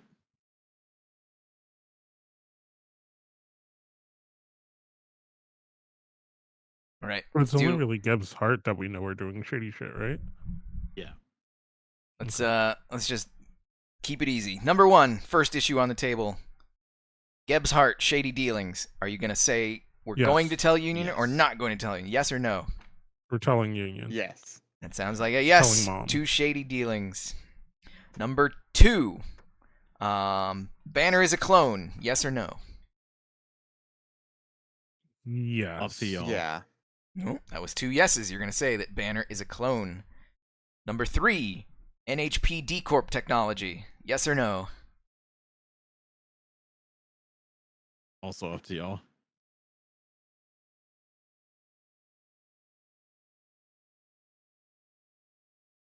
Yes. Yep. Ooh, 2 yeses. Okay. And last, Ship 4. Yes or no? No.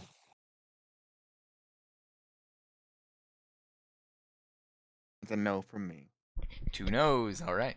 So yes to everything except Ship 4. All right. So yeah, you're gonna tell them all that. What are you asking for? Or actually, yeah, you can ask for stuff. Doesn't necessarily mean they'll give it to you, but you can ask for stuff.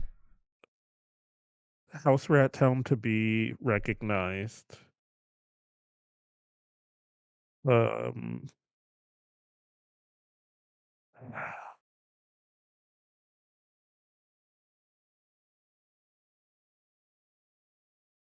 a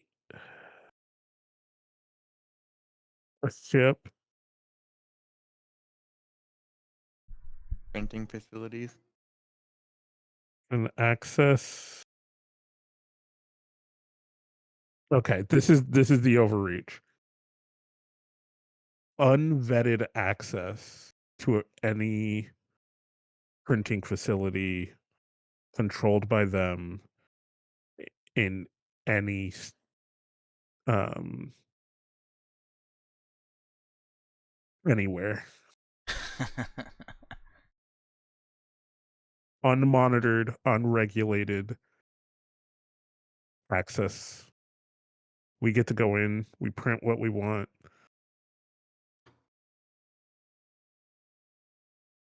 And no questions asked. Anything else?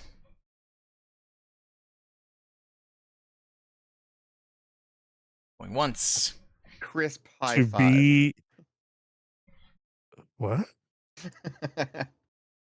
Uh, to be allowed to continue being with their blessing to keep pursuing Matt Banner ourselves.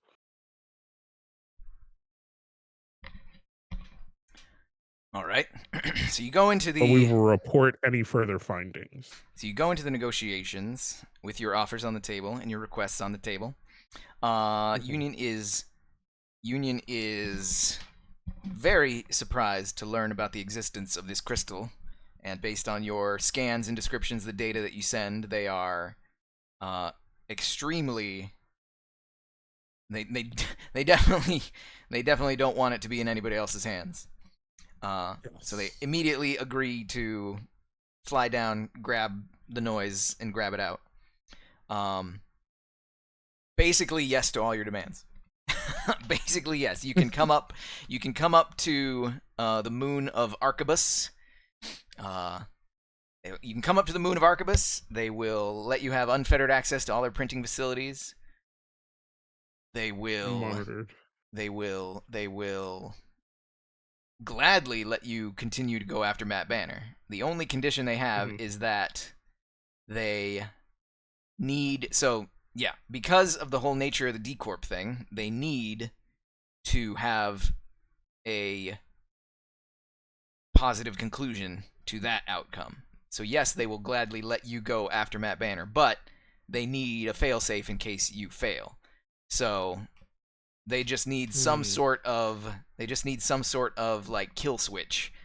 Basically, if you die or if you set off the kill switch, that means you failed, and they need to send in Team B to keep pursuing this because they can't let it alone. It has to be dealt with. So that's pretty much the only thing. That it doesn't necessarily mean they're going to track you, but it is a way for you to say, sorry, we can't complete this mission.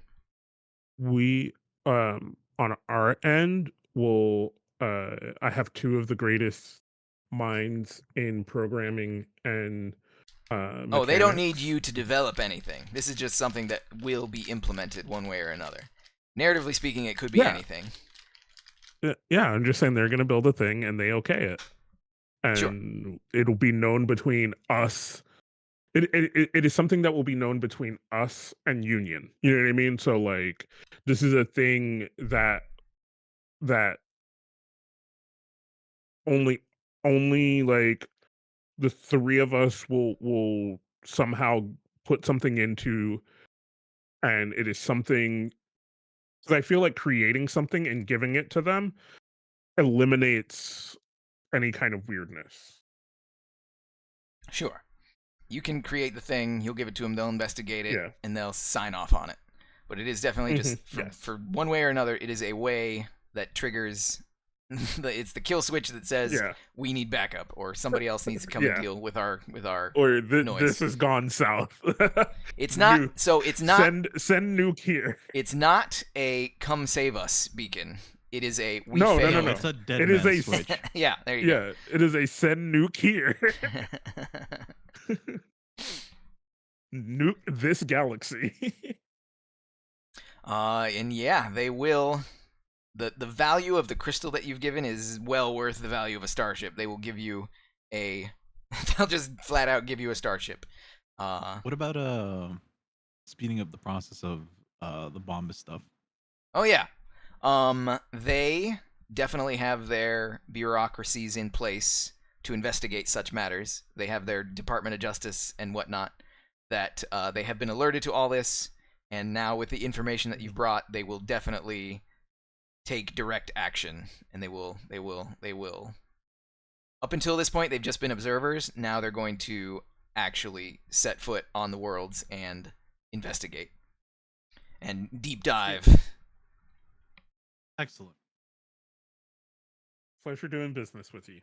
And yeah, as everybody roll a d20. Oh no. How did this come in? Ooh, let's blitz. Okay. Ah. No.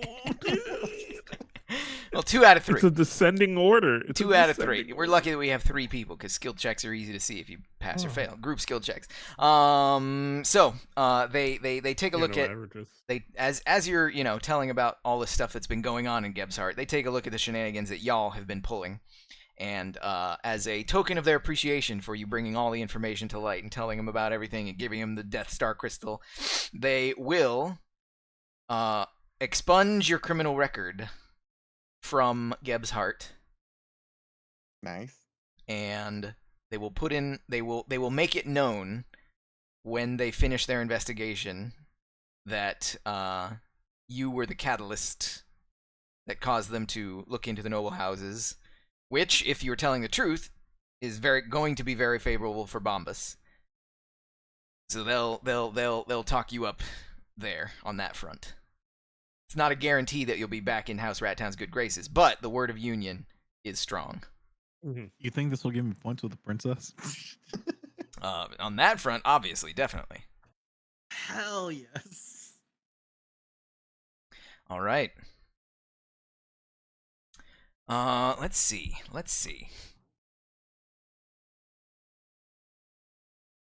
I think that's going to wrap it up for today. The last thing I want to do is just do a little bit of narrative story building. So here's how we're going to end things today. Number one, I've been in preparation for the end of this campaign. Like I said, I've been reading a module, one of the pre-written modules for Lancer. And I actually have been learning a couple of things about it. They brought a couple of mechanics that I didn't really think about, and put down some techniques that I'm going to definitely adopt from here on out. Implement. I already did it once in this mission, but giving little bits of narrative flair to how you actually acquire your licenses, I think is kind of a cool thing. And so how Janky got his IPSN license from the pilots of the transport that brought you back here was kind of a cool thing.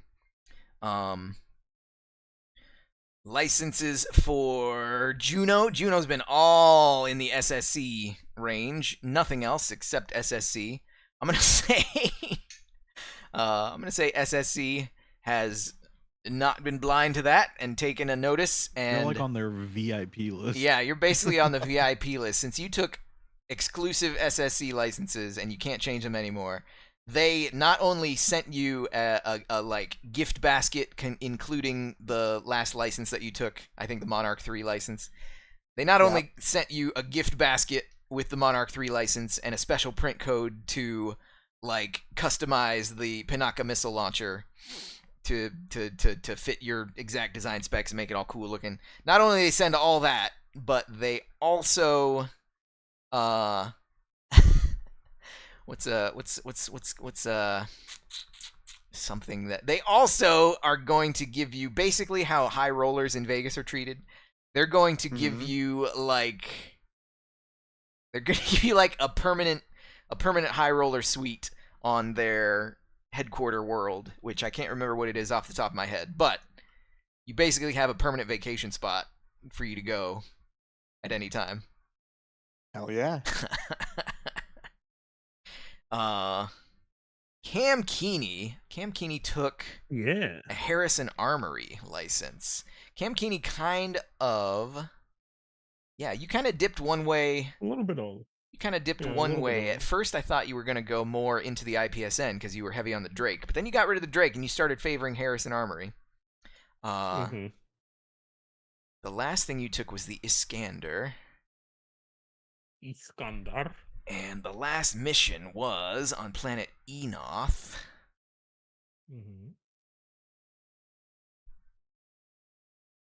The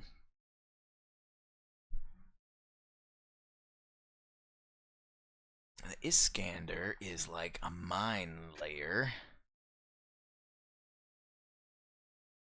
Harrison Armory.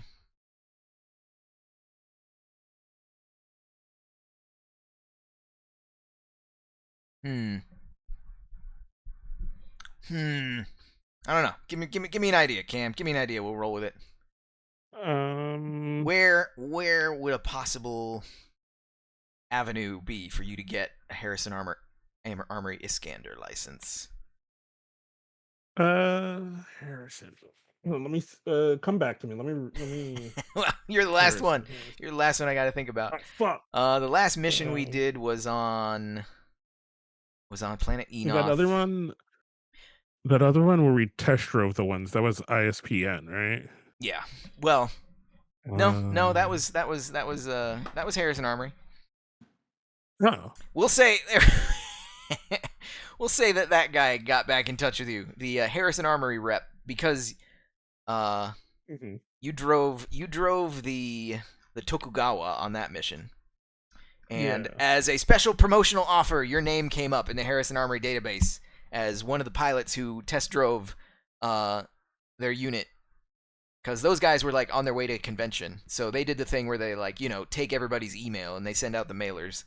And this time you were entered into a special drawing as people who have actually test driven the Harrison Armory mechs. And as a special prize for winning the drawing, they gave you the license for the Iskander. Because the guy who you helped out saw that your name was drawn. He's like, oh shoot, that's the guy that drew the Tokugawa. He didn't test out the Iskander. I'll let him test out the Iskander. So that's how you got that license. Yeah. So that's one thing that I think was fun, just getting licenses, narratively speaking. The other thing is an icon that is going to pop up in the bottom right corner of your screen. Clocks. Everybody can see the clock, right? Oh, Yes. wow. Ship for Ship for- control clock. The use of clocks is an interesting thing in the pre-written modules. As you either succeed or fail in parts of the mission, that clock will either be filled in or get erased. If at any point the clock is all the way filled in, you will have control of Ship 4 and the mission will succeed. If at any point it is empty, Matt Banner has control and you will fail the mission.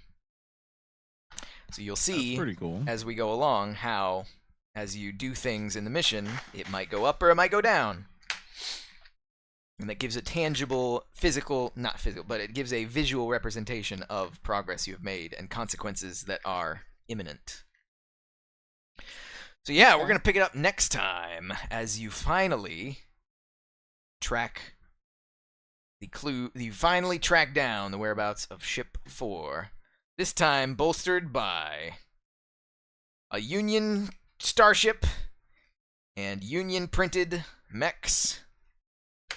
Keeping in mind that you still have a couple of single-use print license things available to you. Just gonna review those really quick. As you As you set out. So you're gonna have the opportunity to print all your mechs and load them out however you like.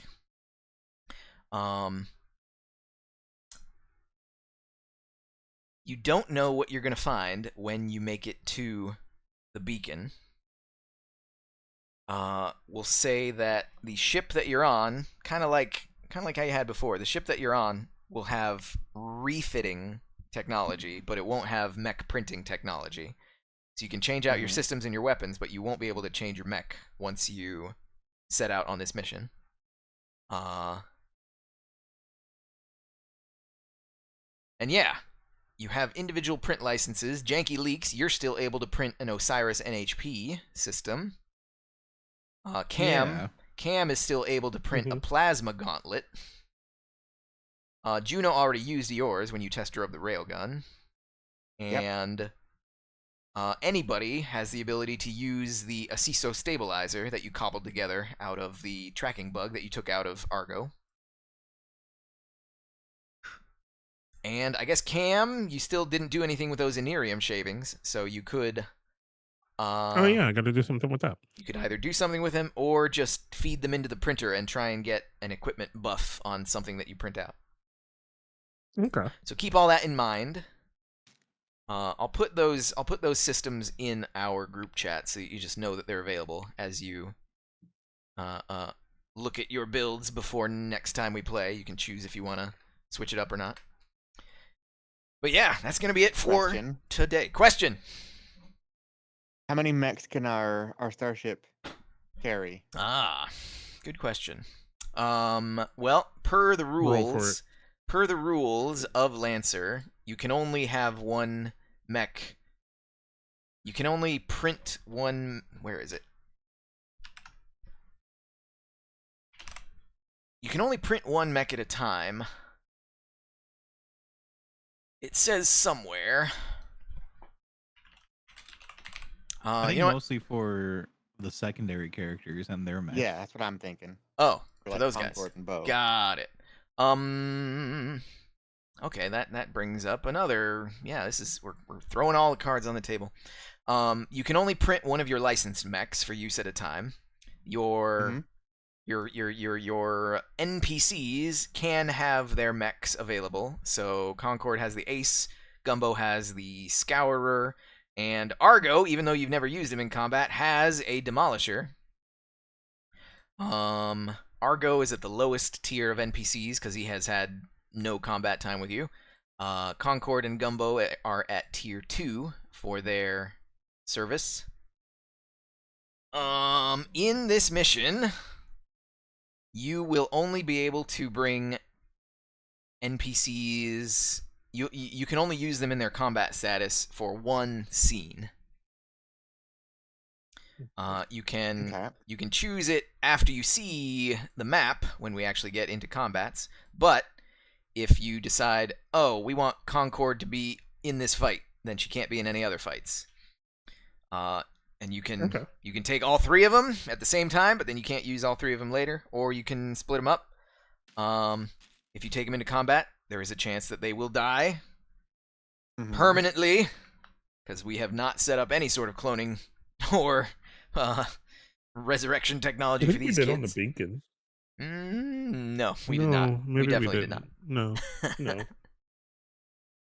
So there's that. Well, we should also get on that, backing up everyone's consciousness. That would be a whole side quest that backing up my consciousness. I don't think you have the. Yeah, that would be a whole thing. I'm gonna say no. We're not gonna back up consciousnesses in this game. We want the stakes to be high. So yeah, that's the NPC restrictions.